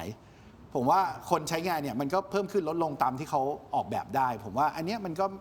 คืออย่างที่บอกว่าถามว่าแก้สัญญาดีไหมคือตอนนี้ไม่ใช่เวลาแก้ TOR เพราะว่า TOR มันผ่านไปแล้วมันคือการแก้สัญญาใช่แล้วก็แนบท้ายอะไรถามว่าแนบท้ายแก้สัญญาดีไหมก็คือเนี่ยเราคุยกันมาน่าจะชั่วโมงแล้วยังมันมีจุดพิรุษยังพูดไม่หมดเลยก็แสดงว่ามันคือของที่มันพังแล้วอะครับทำไมเราถึงไม่เริ่มต้นใหม่แล้วก็แบบรับความจริงว่าโครงการแบบเนี้ยมันไม่ควรเกิดขึ้นอีกแล้วในประเทศไทยแล้วไปออกแบบมันให้ดีแล้วกลับเข้ามาใหม่แล้วทำให้ถูกต้องซึ่งทุกวันนี้คนไทยไม่ได้เสียโอกาสอะไรเลยสามารถไปใช้ตัว AI ของ OKMD ได้อยู่แล้วมีตัวพรีเมียมมีอะไรเรียบร้อยหรือจริงๆในสไลด์ที่เปิดในงานนะครับมีดอกจันไว้เต็มไปหมดเลยนะครับว่าแชทแบบอันลิมิตโมเดลไหนก็คือโมเดลที่ฟรีอยู่แล้วมันก็ค่าเท่ากันดิฉันอธิบายเพิ่มเติมอย่างนี้คือไอ้เรื่องของเรียกว่าอะไรนะคนที่เข้าไปใช้งานต่อวินาทีอธิบายเหมือนว่าเราตกลงกันในสัญญาว่าคุณจะทำร้านบุฟเฟ่ที่มีคนเข้าไปเนี่ยเข้าไปใช้งานได้เนี่ยก็คือ139 คนต่อวินาทีดังนั้นเวลาคุณออกแบบคุณก็ต้องออกแบบร้านให้มันสามารถที่จะเข้าไปใช้งานได้ในรูปแบบนี้ถูกไหมมันอาจจะบวกเพิ่มเป็นสัก200อาจจะเผื่อไว้เป็นสัก200แต่อยู่ดีๆเนี่ยปลัดก็บอกว่าอ๋อไม่เป็นไรหรอกไอ้ร้านเนี้ยเดี๋ยวฉันจะเปลี่ยนให้คนสามารถที่จะเข้าไปกินพร้อมกัน5 ล้านคนได้ คือนึกออกไหมคือหลักคิดมันเหมือนกันเลยก็คือว่าคุณทำร้านสำหรับคน140 คนนั่งกิน แต่อยู่ดีๆปลัดก็บอกว่าไม่เอาแล้วถ้าเปลี่ยนใหม่ก็คือว่าฉันจะเปลี่ยนเป็นให้คน5 ล้านคนเนี่ยเข้าไปนั่งกินพร้อมกันได้คือถ้าคุณเป็นผู้ประกอบการเนี่ยก็ตอนแรกบอกให้เตรียมวัตถุดิบเตรียมที่นั่งเตรียมขนาดร้านสำหรับคน140แต่ทำไมอยู่ดีๆก็มาบอกว่าจะเอา5 ล้านคือดังนั้นเนี่ยมันแปลว่าที่ผ่านมาเนี่ยคือคุณคิดด้วยหลักคิดอะไรแล้วปลัดก็บอกว่าไม่เป็นไรหรอกเอกชนทำได้คือดิฉันจะบอกว่าไอการที่เรื่องนี้เนี่ยมันค่อนข้างที่จะเข้าใจยากอยู่แล้วนะคะแล้วก็ผู้ที่มีอำนาจในการที่จะมาอธิบายเนี่ยพยายามอธิบายโดยที่ไม่ได้ตั้งใจแล้วก็ไม่ได้มีความจริงใจจะทำให้ประชาชนเข้าใจจริงๆเหมือนท่านตอบผ่านไปอย่างนั้นอะแล้วก็คิดเอาดูถูกเอาว่าประชาชนประเทศนี้ไม่รู้หรอกแต่คือมันมีคนที่เขาเข้าใจเรื่อง IT เขาเข้าใจเรื่อง AI แล้วเขาจับโป๊ะจับพิรุษจับในสิ่งที่ท่านพูดได้ไงนะคะอันนี้ก็คืออันเนี้ยดิฉันคิดว่าสิ่งที่ท่านปลัดตอบมามันเอางี้แล้วกันว่าถ้าท่านไม่ได้อยู่ในระบบราชการอ่ะถ้าท่านอยู่ในบริษัทเอกชนอ่ะแล้วท่านทำงานแบบเนี้ยดิฉันคิดว่าท่านตกงานนะคะยกเว้นว่าท่านอาจจะได้โปรโมทในฐานะที่ท่านปกป้องลูกนายรวมไปถึงตรงนั้นก็คือว่าถ้าสมมติว่าท่านกำลังปกป้องลูกของ CEO บริษัทอยู่เนี่ยแล้วก็ท่านแบบตอบคำถามแบบเนี่ยบ้งโป๊ะแบบเนี้ยนะคะวิธีคือเหตุผลเดียวเลยที่ท่านจะยังอยู่ตรงเนี้ยนะคะไม่ใช่เรื่องของประสิทธิภาพไม่ใช่เรื่องของความถูกต้องไม่ใช่เรื่องของความเก่งกาจแล้วก็คือว่าท่านปกป้องลูกนายก็คือยอมแบบเผาจุดไฟเผาตัวเองโชว์ในที่สาธารณะเพื่อปกป้องลูกนายอันนี้ผมไม่แน่ใจว่าทางด้านของท่านปลัดได้มีโอกาสได้พูดถึงประเด็นนี้หรือเปล่าที่ทั้งสองท่านเรสขึ้นมาเรื่องของ5 ล้านคนต่อวินาทีนะครับตอนแรกผมเข้าใจว่า5 ล้านคนต่อชั่วโมงเพราะจากมันเมคเซนส์มากกว่านะ5 แสนคนต่อชั่วโมงแล้วเพิ่มเป็น5 ล้านคนต่อชั่วโมงต่อวินาทีครับแต่แล้วโอเคอันนี้ผมไม่สามารถยืนยันได้ว่าท่านหมายความว่าอย่างนั้นแต่ว่าดิฉันเชื่อว่าคนที่อยู่ในฟิลเทคโนโลยีหรือฟิล IT อ่ะคือถ้าเขาฟังแบบนี้เขาจะเข้าใจเราแต่ว่าเนี่ยพยายามอธิบายให้พ่อแม่พี่น้องประชาชนเข้าใจว่าวันนั้นพอท่านปลัดพูดแบบนั้นนะครับในฟีด Facebook ผมทุกคนโพสต์พร้อมกันเลยปลัดเอาจริงเหรอ5 ล้านคนต่อวินาทีมันโอเคถ้าเป็น5 ล้านคนไม่ขอเป็นความรู้นะ5 ล้านคนต่อชั่วโมงนี่ถือว่าเยอะหรือน้อยก็ถ้าเป็นต่อชั่วโมงนะผมว่าถ้าเป็นต่อชั่วโมงก็คือ 1,390 ต่อวินาทีก็ถือว่าโอเคระดับหนึ่งแต่ว่าจริงๆจากการคำนวณเนี่ยโดยปกติเนี่ยเขาก็จะคำนวณตามคนที่เข้ามาใช้จริงใช่ไหมครับซึ่งค่าเฉลี่ยมาตรฐานเนี่ยอยู่ประมาณ 10% ก็คือ5 ล้านเนี่ยจริงๆแค่ 10% คือ 500,000 เนี่ยก็ต้องมาแบบทอนลงมาอีกว่าคนที่จะเข้ามาต่อวินาทีเท่าไหร่ซึ่งตัวเลขเนี่ยก็คงจะวิ่งอยู่เราๆ 2,000 ถึง 5,000 อย่างเงี้ยถือว่าพอใกล้เคียงความจริงมันไม่ใช่ว่าพอ139 คนเข้ามาในวินาทีแรกแล้วคนอื่นจะเข้าไม่ได้หมายถึงวินาทีต่อไปเขาอาจจะโดนเด้งออกแล้วก็คนใหม่เข้ามาอย่างนี้ใช่ไหมครับอย่างนี้ป่ะมันจะหน่วงอะครับก็คือมันก็คือท่อมันใหญ่ไม่พอเพราะฉะนั้นท่อมันก็ตันเราก็ถามอะไรก็ไม่ตอบก็เหมือนท่านนายกบอกว่าถามไปรอ3 วันอะไรเงี้ยก็แบบนั้นเลยโอเคอย่างนี้นะฮะอันนี้มันเป็นเรื่องเทคนิคมากนะครับผมก็พยายามจะทำความเข้าใจในประเด็นนี้นะครับอย่างนี้ผมไปต่ออีกนิดนึงนะครับคุณผู้ชมคุณปาล์มนิติกรนะซึ่งเป็นผู้จัดการโครงการฝ่าย IT ของพรรคประชาชนคุณผู้ชมครับเขาบอกเขาไปเจอข้อมูลนะฮะเขาบอกว่าเคยมีแอปชื่อว่า Plan B AI Passport เขาโพสต์อย่างนี้นะฮะคุณผู้ชมครับนี่เอาโพสต์ของเขามาเขาบอกไปโผล่ใน Google Play ตั้งแต่12 ตุลาคมปีที่แล้วนะครับซึ่งมันก่อนที่กระทรวงดีจะมีการประกาศทำโครงการประมาณสักเดือนหนึ่งนะครับไปโผล่อยู่ในระบบให้ดาวน์โหลดมาตั้งแต่ปีที่แล้วและทันทีที่พรรคประชาชนไปเจอเรื่องนี้แอปพลิเคชันดังกล่าวเขาอ้างนี้นะครับว่าแอปพลิเคชันดังกล่าวถูกสั่งลบทิ้งออกจากระบบทันทีในวันรุ่งขึ้นนะครับซึ่งคุณปาล์มบอกว่าหลักการเหมือนกับ THAI Passport เลยเหมือนของรัฐบาลเลยนะครับรวมถึงบริการต่างๆมันเป็นบริการแล้วนะ ChatGPT Claude พวก Gemini และพวกนี้ใช่ไหมฮะเข้ามาทั้งหลักคิดทั้งชื่อโครงการก็มีลักษณะคล้ายๆกันเลยนะครับมันเป็นเรื่องบังเอิญหรือไม่ใช่อย่างไรก็ไม่แน่ใจหรือเขาอาจจะเตรียมไว้รอขายรัฐบาลอยู่แล้วหรือเปล่าก็ไม่แน่ใจแต่อันเนี้ยมันเป็นประเด็นที่เขาถูกหยิบยกขึ้นมาโดยคุณปาล์มผมไม่แน่ใจว่าทั้งสองท่านนี้คือพอไอ้ตรงนี้ออกมาแล้วมันบ่งบอกอะไรไปยังไงบ้างครับมันก็เป็นจิ๊กซอว์ที่ต่อภาพใหญ่ได้ชัดขึ้นว่าเพราะอะไร เขาถึงสามารถทำเวลาภายใน 30 วันได้ง่าย คือต้องย้อนกลับไปว่าที่เราสงสัยในข้อกำหนดเนี่ยทำไมมันถึงต้องส่งเร็วขนาดนั้น พอปาล์มเขาเจอแอปตัวนี้เนี่ยมันก็ถึงบางอ้อ คำถามทุกอย่างว่าเอ๊ะสงสัยว่ามันไม่ใช่แค่ข้อสอบหลุด แต่มีคนออกข้อสอบให้สงสัยนะครับ ย้ำอีกทีว่าสงสัย แต่ว่าแอปตัวนี้เนี่ยความบังเอิญตรงนี้จริงๆรัฐต้องถามตัวคนรับผิดชอบโครงการนี้ว่าคุณไปลอกชื่อแอปจากเอกชนเนี่ยมาหรือเปล่าแล้วมันผิดลิขสิทธิ์หรือเปล่าด้วยแต่บังเอิญว่าเอกชนเจ้านี้เนี่ยดันเรียกว่ามีเจ้าของร่วมกับคนที่ชนะประมูล แล้วก็คนที่ชนะประมูลกิจการร่วมค้าเนี่ยออฟฟิศเขาก็ตั้งอยู่ในตึกของเอกชนเจ้านี้มันก็เลยยิ่งเรียกว่าปริศนาไขกระจ่างมากขึ้นว่าภาพใหญ่เนี่ยจริงๆแล้วในโครงการนี้มันเกิดอะไรขึ้นบ้างแต่ทีเนี้ยผมว่าจริงๆประเด็นหนึ่งที่สำคัญที่สุดที่คนอาจจะยังไม่ได้พูดกันมากคือเวลาเรามองระบบ IT หรือโครงการ IT เนี่ยมันไม่เหมือนเมื่อก่อนที่อิฐหินปูนทรายเนี่ยมันไม่มีร่องรอยแต่อันเนี้ยมันมีร่องรอยเหลือบนดิจิตอลเต็มไปหมดเลยพอมันเห็นร่องรอยแบบนี้เหมือนเขาโรยขนมปังไว้ให้เราเดินเก็บเลยครับว่าเขาไปที่ไหนมาบ้างเขาทำอะไรมาบ้างแล้วไอ้ข้อมูลต่างๆเหล่านี้จริงๆจะมีเรื่องเกี่ยวกับ Metadata อยู่นะครับก็คือไอ้ข้อมูลของข้อมูลเนี่ยคือเผื่อทางบ้านยังไม่ค่อยได้เล่นเกี่ยวกับพวกแอปพวกอะไรพวกนี้เวลาเราถ่ายรูปมันก็เก็บบอกเราไว้ด้วยนะว่าเราถ่ายจากที่ไหนสมมุติคุณพ่อบ้านไปส่งให้แฟนแล้วบอกว่าคุณอยู่ที่หนึ่งแต่ไอ้ข้อมูลนั้นมันบอกว่าโลเคชันคุณอยู่ที่หนึ่งหัวคุณอาจจะขาดได้แบบเดียวกันเลยครับไอ้เนี่ยแหละมันคือร่องรอยบนโลกดิจิทัลที่เราเจอหลากหลายมากไอแอปตัวนี้ก็เป็นหนึ่งในร่องรอยบนโลกดิจิทัลที่เราพยายามที่จะคืออันนี้เป็นวิทยาศาสตร์ละการเถียงข้อมูลที่เป็นวิทยาศาสตร์เนี่ยผมว่ามันก็ต้องมีเหตุผลที่ดีมากพอว่าเพราะอะไรมันถึงบังเอิญได้มากขนาดนั้นเกิดแอปแบบนี้แล้วก็ยังมาเจอบนนี้ด้วยแล้วแถมรายละเอียดโครงการก็เหมือนกันหมดมันก็ยิ่งเป็นต่อจิ๊กซอว์ภาพใหญ่ได้ชัดขึ้น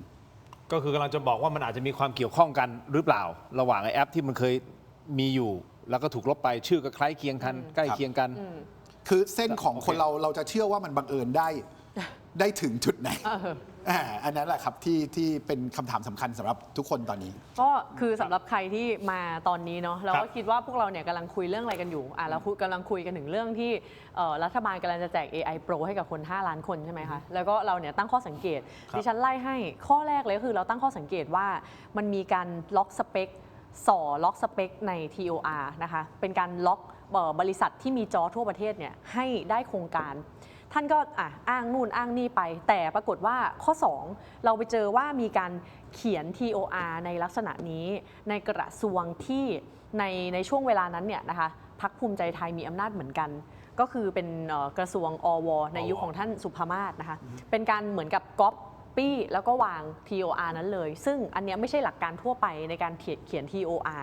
แล้วโครงการ2อันนี้เนี่ยก็เป็นโครงการที่เกิดขึ้นคนละรูปแบบเลยนะคะต่อมาเรากลับพบว่ามีบริษัทที่เคยทำโครงการในลักษณะนี้ของบริษัทเองแล้วก็ชื่อโครงการเนี่ยแทบจะเรียกว่าก็เหมือนกันเลยแทบจะก๊อปวางนะคะแล้วก็พอประเด็นนี้เนี่ยถูกเรียกว่าพ่อแม่พี่น้องประชาชนรู้แล้วว่ามันมีโครงการที่บริษัททำแล้วชื่อมันเหมือนกันเนี่ยเขาก็ไปลบเอาดิจิทัลฟุตพริ้นท์เอาไปลบสิ่งนั้นเนี่ยในโลกโซเชียลออกนะคะในโลกอินเทอร์เน็ตออกแต่ว่าสุดท้ายแล้วเรายังแท็กกลับไปได้อยู่ดีและข้อต่อมาข้อที่4วันนี้ที่ฉันก็ได้เปิดหลักฐานเพิ่มเติมว่าโครงการนี้เนี่ยมันไม่ใช่แค่มีการล็อกสเปคจอไม่ใช่แค่บังเอิญชื่อไปเหมือนกับโครงการของบริษัทแห่งหนึ่งนะคะแต่มันมีหลักฐานที่บ่งบอกว่าโครงการนี้เนี่ยมันเริ่มโครงการไปตั้งแต่ก่อนที่จะมีการออก TOR ก่อนที่จะมีการประมูลเอาแค่4ข้อง่ายๆแบบนี้คือแน่นอนนะคะเวลาถามเนี่ยว่าเราอยากได้ AI Pro ฟรี1 ปีไหมพ่อแม่พี่น้องประชาชนทุกคนอยากได้ค่ะแต่ถ้ามันพ่วงมาด้วยอะไรแบบนี้มันพ่วงมาด้วยการส่อทุจริตคอร์รัปชันพ่วงมาด้วยการเอื้อประโยชน์ให้กลุ่มทุนใดกลุ่มทุนหนึ่งซึ่งมันอาจจะเป็นกลุ่มทุนสีน้ำเงินซึ่งไปซัพพอร์ตองคาพยพสีน้ำเงินให้เขาได้มีอำนาจแล้วทุกวันนี้เขาใช้อำนาจไปในทิศทางไหนเนี่ยพ่อแม่พี่น้องประชาชนลองใช้ใจที่เป็นธรรมของท่านคิดดูแล้วทีนี้เนี่ยท่านยังจะบอกอีกไหมว่าพวกเราเนี่ยเป็นพวกขวางความเจริญหรือว่าเราจะกลายเป็นพวก เรียกว่าอะไรอะเตะชามเข้าหมาหรือเปล่า อันนี้เดี๋ยวเอาเมื่อสักครู่นี้เปรียบเทียบ TOR หน่อยนะฮะที่คุณไอซ์เขาพูดถึงนะจะได้เห็นภาพชัดเจนนะเพราะเราทำอินโฟกราฟิกขึ้นมานะเอาขึ้นมานิดนึงนะคุณผู้ชมครับนี่คือสิ่งที่ตั้งข้อสังเกตนะคุณผู้ชมครับว่าเอ๊ะทำไม TOR ของกระทรวงดีกับกระทรวงอวก่อนหน้านี้ทำไมมันมีความคล้ายคลึงกัน เพราะว่ามันมีประโยคนะฮะในบางข้อที่มันใกล้เคียงกันมากต่างกันแค่คำว่าจุดกับจอคุณผู้ชมครับต่างกันแค่จุดกับจอนี่ฮะคุณผู้ชมอันเนี้ยประชาสัมพันธ์ผ่านจอดิจิทัลทั้งหมด400จุดใช่ไหม 5.1 เห็นไหมฮะ400จุดแต่ของกระทรวงอวจะใช้คำว่า400จอแต่ข้างหน้าเหมือนกันหมด 5.2 ก็เช่นเดียวกันประชาสัมพันธ์ผ่านสื่อดิจิทัลภายในร้านสะดวกซื้อทั้งกรุงเทพมหานครและต่างจังหวัดจำนวนไม่น้อยกว่า 1,500 สาขารวมทั้งหมดจอไม่น้อยกว่าขอบคุณมากพี่เพิ่งเปลี่ยนจี้ผมอ่านไม่ทันน่ะแป๊บนึงทีมงานผมน่ารักมากเขากลัวผมเขาบอกสายตาผมดีนี่เห็นไหมรวมทั้งหมดจอรวมจำนวนนี่แกเดี๋ยวก่อนนี่แกล้งผมป่ะนี่แกล้งผมหรือเปล่าแล้วว่าเนี่ยรวมจอทั้งหมดไม่น้อยกว่า 6,000 จุดแต่ของอวจะเขียนว่า 6,000 จอใช่โอเคผมเนสแค่นี้แหละโอเคคือทุกท่านตั้งสตินะคะโครงการหนึ่งเนี่ยคือโครงการซื้อ AI Pro แจกคน 5 ล้านคนแล้วก็อีกโครงการหนึ่งเนี่ยคือโครงการที่จะเป็นโครงการเก็บหน่วยกิตของนักเรียนของนักศึกษาเพื่อที่ในอนาคตเนี่ยมันจะได้โอนถ่ายแบบว่าข้ามมหาวิทยาลัยได้อันนึงคือเรื่องของ AI อันนึงคือเรื่องของการโอนหน่วยกิตมันมีความจำเป็นอะไรที่จะต้องเขียนสิ่งนี้เอาไว้ใน TOR นะคะแล้วก็มันให้บังเอิญมากๆว่าถ้าท่านไปดูว่าใครที่ได้รับชนะการประมูลได้รับโครงการนี้ไปทำเนี่ยท่านก็จะไม่แปลกใจว่าทำไม TOR มันถึงเขียนแบบนี้เพราะว่า TOR เขียนแบบนี้เนี่ยมันก็คือการล็อกเป้าคนที่จะมีโอกาสชนะโครงการแล้วถ้าท่านไปดูชื่อท่านก็จะเข้าใจอะค่ะว่ามันเพราะอะไรในเมืองไทยมีแค่เจ้าเดียวเหรอครับก็จริงๆแล้วเจ้าไหมฮะ2-3 เจ้าไม่ใช่เหรอครับจริงๆแล้วเนี่ยไอจอทั่วประเทศเนี่ยบิลบอร์ดทั่วประเทศเนี่ยมีหลายเจ้านะคะแต่ว่าถ้าล็อก3ชั้นแบบเนี้ยดิฉันคิดว่าถ้ามี2นิ้วเนี่ยก็ไม่เกินแต่ว่าถ้าท่านไปดู TOR ของกระทรวงอวที่บอกว่าจะต้องเป็นจอสุวรรณภูมิขาเข้าขาออกเนี่ยสัมปทานจอทั้งหมดของสนามบินสุวรรณภูมิมีแค่บริษัทเดียวค่ะนี่คือตั้งข้อสังเกตว่าเอ๊ะทำไมประหลาดในการอันนี้คือแฟกต์เลยอันนี้ไม่สังเกตแล้วอันนี้ไม่สังเกตก็สังเกตเห็นว่ามันมีใช่คือบางอันเนี่ยเป็นข้อสังเกตว่าซอทุจริตนู่นนี่นั่นแต่ไอ้ที่พูดมาเนี่ยว่ามีแค่เจ้าเดียวที่เป็นเจ้าของสัมปทานจอทั้งหมดในสนามบินสุวรรณภูมิเนี่ยดิฉันกับพี่แม็กแฟกเช็คมาแล้วเนาะทุกสิ่งทุกอย่างเวลาก่อนที่เราจะนำเสนอพ่อแม่พี่น้องประชาชนเนี่ยต้องเช็คแล้วเช็คอีกไม่งั้นมันหน้าแหกนะคะคือดังนั้นเนี่ยมันมีเจ้าเดียวแล้วท่านก็ไปดูได้เลย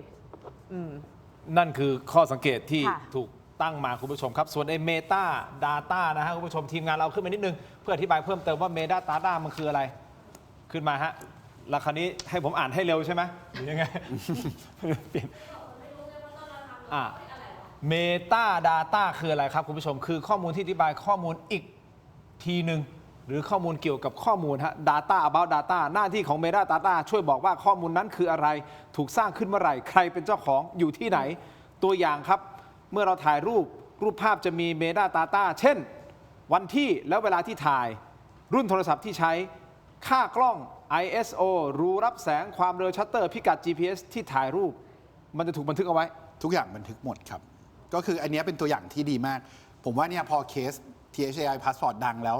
สังคมได้ความรู้ด้วยไปในตัวว่าไอ้ทุกอย่างที่เราทำบนโลกดิจิตอลเนี่ย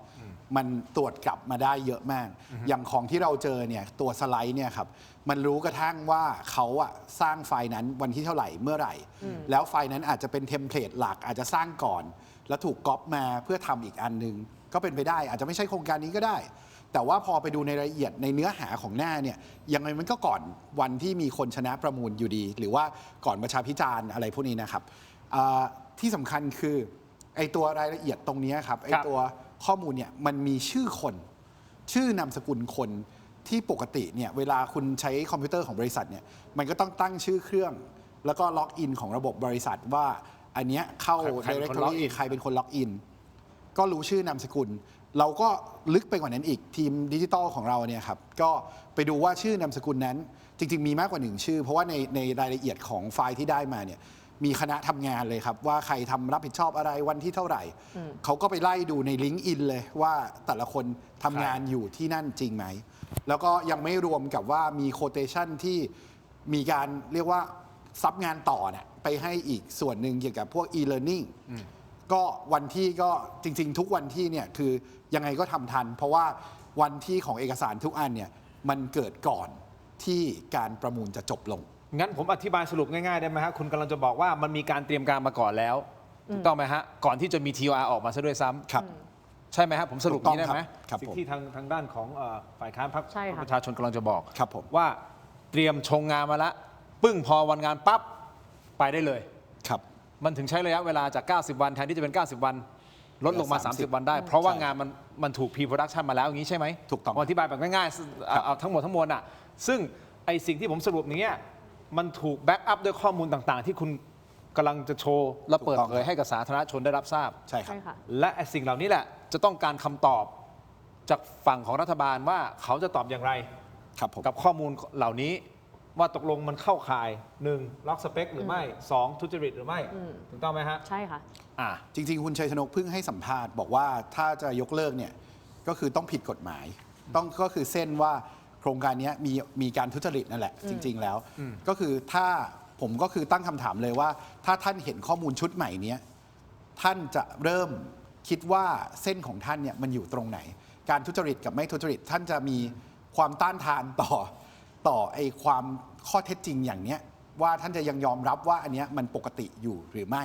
ผมว่าอันเนี้ยเป็นอย่างแรกเลยที่อยากได้ฟังจากท่านรัฐมนตรี เพราะว่าผมว่าไม่ว่าเราจะบอกทางราชการยังไงสุดท้ายมันก็ต้องกลับไปท่านรัฐมนตรีอยู่แล้ว แล้วก็ผมเชื่อว่ามันไม่คุ้มค่ากันกับอนาคตทางการเมืองของท่านด้วย ถ้าในเรียกว่าพูดกันตรงๆอ่ะว่าจริงๆทางเดินท่านยังอีกไกลไม่ควรเรียกว่าจริยธรรมพื้นฐานน่ะมันควรจะเป็นเส้นที่ขีดชัด แล้วก็โชว์เป็นตัวอย่างให้สังคมดูว่าท่านก็ไม่อยากทนกับอะไรแบบนี้เหมือนกัน โอเคเอางี้เท่ากับว่าทางนี้ก็เห็นชัดตรงกันว่าถอยควรจะถอยเอางี้อ่ะควรจะถอยถูกต้องไหมครับ เรายืนยันมาตลอด ส่วนทางด้านของทางภาครัฐเขาจะเดินยังไงอันนั้นคือเขาตัดสินใจของเขาแต่ทางนี้ฝ่ายค้านบอกให้มันไม่ได้ละเพราะหลักฐานมันต่างๆออกมาแบบนี้เพราะฉะนั้นสิ่งที่คุณควรทำคือถอยยกเลิกโครงการส่วน after effect หลังยกเลิกโครงการจะอะไรยังไงมันเป็นสิ่งที่เขาจะต้องไปรับผิดชอบกันเองถูกต้องไหมฮะ ถูกต้อง โอเคเข้าใจประเด็นเข้าใจมากยิ่งขึ้นนะครับแต่ผมขออนุญาตได้ไหมฮะผมขอตรงนี้ขอมอบของก่อนนะครับแล้วจริงๆอ่ะถ้าเราทีมงานเอาไทม์ไลน์ขึ้นมามันก็จะเห็นไทม์ไลน์ใช่ไหมคุณโบไทม์ไลน์ใช่ไหมไทม์ไลน์ที่ทำให้เห็นว่าเอ๊ะตกลงเนี่ยมันมีข้อมูลแบบเนี้ยมันเลยทำให้เกิดคิดไปได้ว่านะฮะอะไรนะฮะคุณโบโทษทีเนี่ยไทม์ไลน์คุณผู้ชมครับอย่างนี้ฮะสิ่งที่ฝ่ายค้านตรวจพบขวามือนะครับไทม์ไลน์ตามระบบราชการนะครับ12 ธันวาคมปี 68เนี่ยรัฐบาลประกาศยุบสภาถูกต้องไหมครับแต่นะฮะฝ่ายค้านไปตรวจสอบพบว่าวันที่1 ตุลา 68ถูกไหมถ้าวันที่นี้ผิดนี่แย้งผมด้วยนะเอกชนรายหนึ่งเริ่มมีงานที่ชื่อโครงการ THA Passport รองรับไว้ในระบบแล้วนะครับ15 ธันวาครับกระทรวงดีเพิ่งเริ่มเปิดทำประชาพิจารณ์โครงการนี้นะครับแต่ทางด้านของฝ่ายค้านเขาตรวจพบอะไรครับ27 ตุลา 2568 ไฟล์เอกสารนำเสนอถือกำเนิดขึ้นในคอมพิวเตอร์ของเอกชนเท่ากับว่ามีการสร้างล่วงหน้าก่อนรัฐทำประชาพิจารณ์เกือบ2 เดือนเพราะเขาทำประชาพิจารณ์คือ15 ธันวาแต่นี่27 ตุลาพอปลายธันวาคมครับประกาศเชิญชวนผู้สนใจยื่นข้อเสนอนะครับในปี 2568 นี่คือตามไทม์ไลน์ของระบบราชการแต่ฝ่ายค้านไปเจอเอกชนนัดทดสอบระบบและคิกออฟทำงานกันในช่วงคริสต์มาสก็คือวันที่ 25 ธันวานะครับ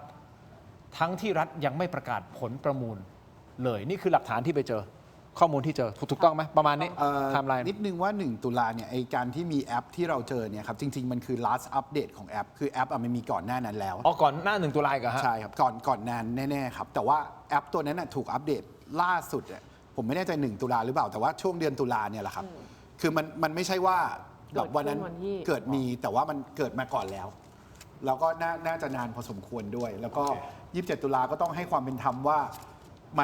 มันตัวไฟล์ครับปกติเวลาเราทำงานบางทีเราก็เอาเทมเพลตมาแล้วก็ create ไปเรื่อยๆเราก็ไม่รู้ว่ามันเทมเพลตตัวเนี้ยมันเป็นยังไงแต่ จุดที่สำคัญที่สุดคือ 25 ธันวาเลยครับ เพราะว่าในเอกสารเนี่ยเนื้อหาชัดเจนว่ายังไงมันก่อนการประมูลแน่นอน ก็คือถ้าสรุปรวมตรงนี้เนี่ยก็คือด้วยหลักฐานทั้งหมดเนี่ยชัดเจนว่ามีการทำงานก่อนแน่ๆสำหรับโครงการที่สงสัยว่าจะเป็น THA Passport ก่อนที่จะมีคนชนะประมูลจริง แล้วมันเป็นไปได้ไหมครับว่าที่บริษัทเอกชนที่ผมถามนะฮะแล้วไม่ต้องมาบอกว่าผมถามเข้าข้างฝ่ายรัฐบาลหรืออะไรแล้วแต่ผมหน้าที่ของผมแล้วใช่ไหม ใช่ ผมก็ต้องมันเป็นไปได้ไหมที่เอกชนเขาอาจจะมองคาดการณ์แล้วก็เตรียมงานอะไรของเขาในระบบบริษัทเพื่อมันคือการวางแผน planning อยู่แล้วถูกต้องไหมครับโดยที่อาจจะวันหนึ่งมีลักษณะคล้ายๆแบบนี้เกิดขึ้น เราก็เลยสามารถทำงานได้เร็วขึ้น อันนี้คือการวางแผนล่วงหน้าอย่างเช่นผมทำรีเทลก็เหมือนกันเราก็มองคาดการณ์ไปล่วงหน้าว่าเทรนด์ของผลิตภัณฑ์นะคนตอนนี้ชอบประมาณไหนยังไงเราคาดการณ์แล้วเราก็จะวางแผนของการทำผลิตภัณฑ์กว่าที่จะออกมาเป็น finish good เนี่ยก่อนที่จะเป็น product ที่วางเนี่ยมันใช้เวลานะ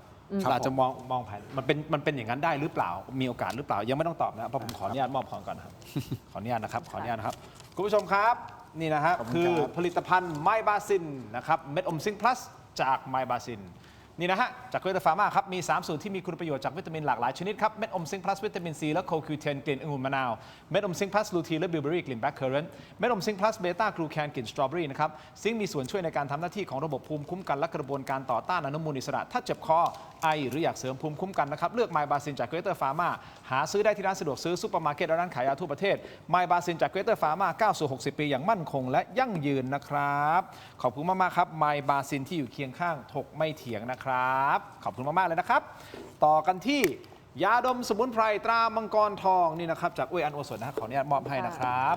แต่วันนี้ขอแนะนำครับยาน้ำแก้ร้อนในเขากุยจากอุ้ยอันโอสถนะครับบรรเทาไข้ตัวร้อนทานได้ทั้งเด็กและผู้ใหญ่นะครับมีจำหน่ายตามร้านขายยาทั่วประเทศอ่านคำเตือนในฉลากและเอกสารกำกับผลิตภัณฑ์ก่อนใช้นี่คือยาน้ำแก้ร้อนในเขากุยจากอุ้ยอันโอสถนะครับขอบคุณมากๆครับอุ้ยอันโอสถที่อยู่เคียงข้างถกไม่เถียงนะครับคุณผู้ชมครับมีเรื่องหนึ่งก่อนที่ผมจะไปขายของต่อสั้นๆนิดเดียวโปรยไว้ก่อนนะครับจริงๆมันไม่ได้เกี่ยวข้องกับคุณทั้งสองคนโดยตรงหรอกครับแต่ว่ามันมีประเด็นซึ่งผมก็รู้สึกตกใจนะครับเพราะว่าผมพูดถึงพี่เขาแล้วผมดูรายการพี่เขาบ่อยมากนะครับก็คือพี่ม้าแก่พี่ดนัยเองมหาสวัสดิ์กับแมวสาวนะครับพี่อมรรัตน์นะครับก็ตกใจฮะเพราะพี่เขาออกมาประกาศบอกว่าทำถึงแค่สิ้นเดือนเนี่ยสิ้นเดือนมิถุนายนก็เกิดคำถามต่าง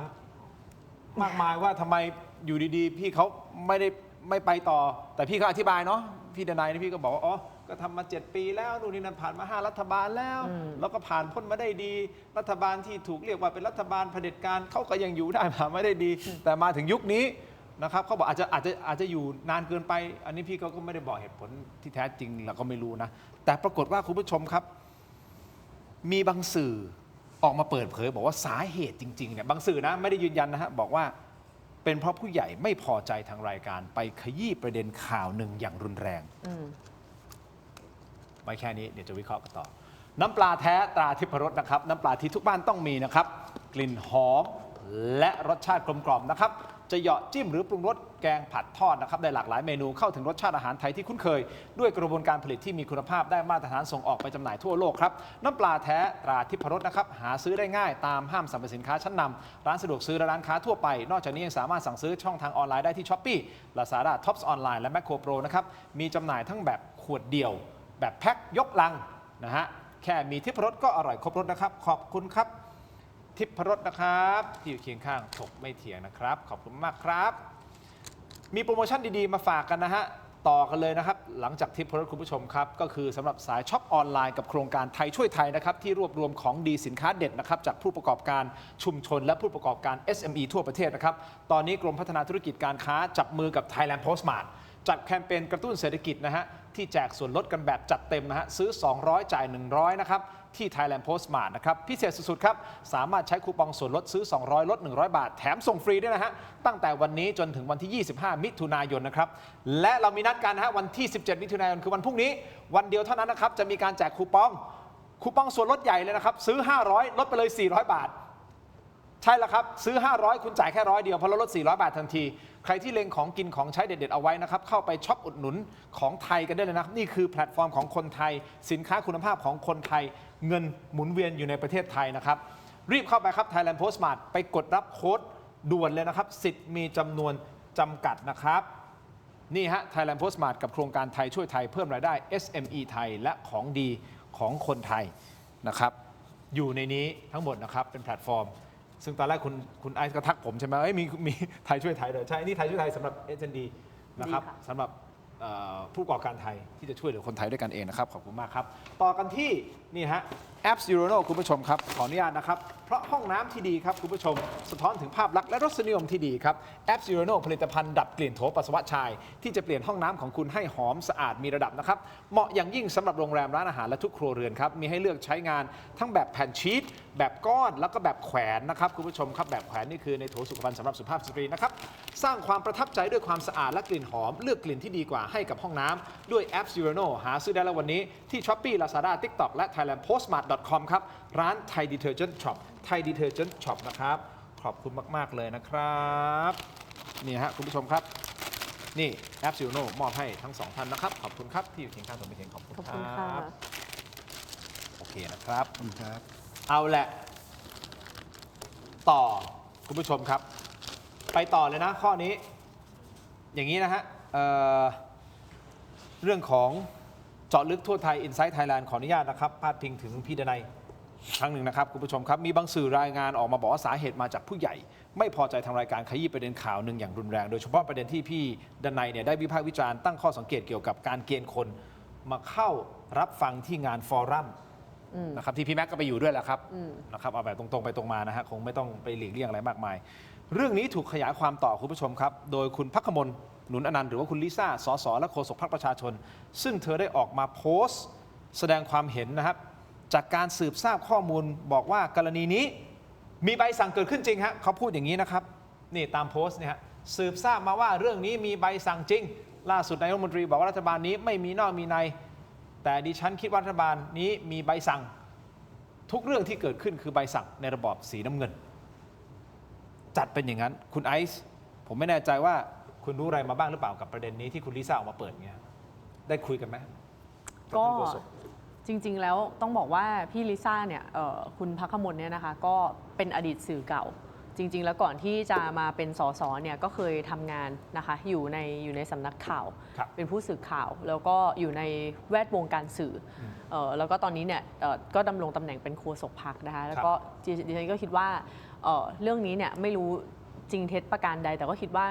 คุณภัคกมลเนี่ยก็น่าจะมีข้อมูลในวงการสื่อที่มันอาจจะเป็นเรื่องที่เล่าสู่กันฟังกันมานะคะแต่ดิฉันจะบอกอย่างนี้ว่า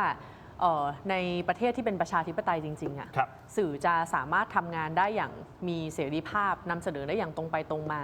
ตั้งประเด็นให้กับคนในสังคมได้ซักถามนะคะดิฉันคิดว่าเรื่องนี้เนี่ยถ้ามันเป็นเรื่องจริงดิฉันคิดว่ามันส่งผลกระทบกับเสรีภาพสื่อเพราะเมื่อไหร่ก็ตามนะคะที่คุณปิดปากสื่อมันยิ่งกว่าคุณดิฉันคิดว่ามันเลวร้ายยิ่งกว่าการกระทำใดๆทั้งสิ้นเพราะว่ามันเป็นการส่งสัญญาณบอกสื่ออื่นๆบอกคนทั้งสังคมว่าถ้าคุณกล้าทำเรื่องนี้ถ้าคุณกล้าเรียกว่าวิพากษ์วิจารณ์ในเรื่องนี้คุณก็อาจจะโดนเช่นเดียวกันนะคะแล้วสิ่งที่มันเกิดขึ้นเนี่ยก็อาจจะทำให้บางสื่อที่เขาโอเคเขาอาจจะต้องยังต้องพึ่งพิงรัฐหรือว่าพึ่งพิงเรียกว่าไงดีสปอนเซอร์ที่มีส่วนเกี่ยวข้องกับพรรคการเมืองที่มีอำนาจในรัฐบาลเนี่ยคือเขาอาจจะเลือกที่จะเซ็นเซอร์ตัวเองเพราะว่าไม่อยากจะสูญเสียสปอนเซอร์หรือว่าไม่อยากจะสูญเสียท่อน้ำเลี้ยงไปนะคะซึ่งดิฉันคิดว่าเรื่องนี้เนี่ยมันเรื่องใหญ่เพราะว่ามันเป็นการส่งสัญญาณบอกสื่ออื่นๆด้วยว่ากูสามารถทำอะไรกับมึงได้บ้างซึ่งข้อเท็จจริงยังไงเป็นประการใดก็ไม่รู้เราก็ต้องรอจริงๆถ้ามีโอกาสได้แหมเรียนเชิญพี่ดนัยมาได้ไหม เมื่อเช้าผมพยายามถามแกอยู่อ๋อเหรอฮะเมื่อเช้าออกรายการสดก็เลยพยายามถามแกก็บอกอย่าไปพูดถึงมันเยอะอะไรอย่างเงี้ยครับไม่ได้เป็นคำนี้ตรงๆแต่ว่าก็ไม่ต้องขยี้อารมณ์ประมาณนั้นผมก็ไม่ได้คำตอบครับพยายามอยากถามเหมือนกันผมก็สงสัยคือผมว่าสังคมสงสัยตอนนี้เราสัมภาษณ์เสร็จหมดผมแบบแกบอกเหลือเวลาน้อยแล้วผมก็รีบถามเลยแต่ว่าผมไม่ใช่เป็นคนหน้าที่ถามแหละก็เลยไม่รู้คำตอบครับก็รอดูกันต่อไปอย่างนี้ฮะคุณผู้ชมครับก็ให้ความเป็นธรรมด้วยนะครับอันนี้อย่างที่ผมบอกนะครับถ้าคุณผู้ชมได้ติดตามรายการตั้งแต่แรกๆของเราทำรายการถกไม่ถึงจนถึงวันนี้นะครับเราก็เปิดโอกาสให้กับ ทางด้านของฝั่งรัฐบาลด้วยนะครับย้ำอีกครั้งหนึ่งนะฮะว่าถ้าท่านให้เกียรติเรายินดีนะเพื่ออยากจะฟังแล้วก็ผมจะเอาคำถามที่ทั้งสองท่านพูดในรายการวันนี้สงสัยไงผมก็ต้องถามแย้งกลับไปเหมือนกัน วันนี้ผมทำหน้าที่เป็นสื่อในการถามแย้งกับคุณ แต่ในเวลาที่เขามาผมก็ต้องถามแย้งกลับไปก็เหมือนทำหน้าที่คุณแทนนะฮะในการถามนะครับก็รอดูกันต่อไป ผมว่าเรื่องนี้นะคงทำให้สังคมได้เห็นถึงอะไรหลาย ๆ อย่างนะครับแต่สุดท้ายสุดล่ะครับคุณผู้ชมเราไม่มีหน้าที่ในการตัดสินบนโต๊ะนี้สุดท้ายอย่างที่คุณไอซ์ก็ยังยืนยันว่าถ้าอย่างเงี้ย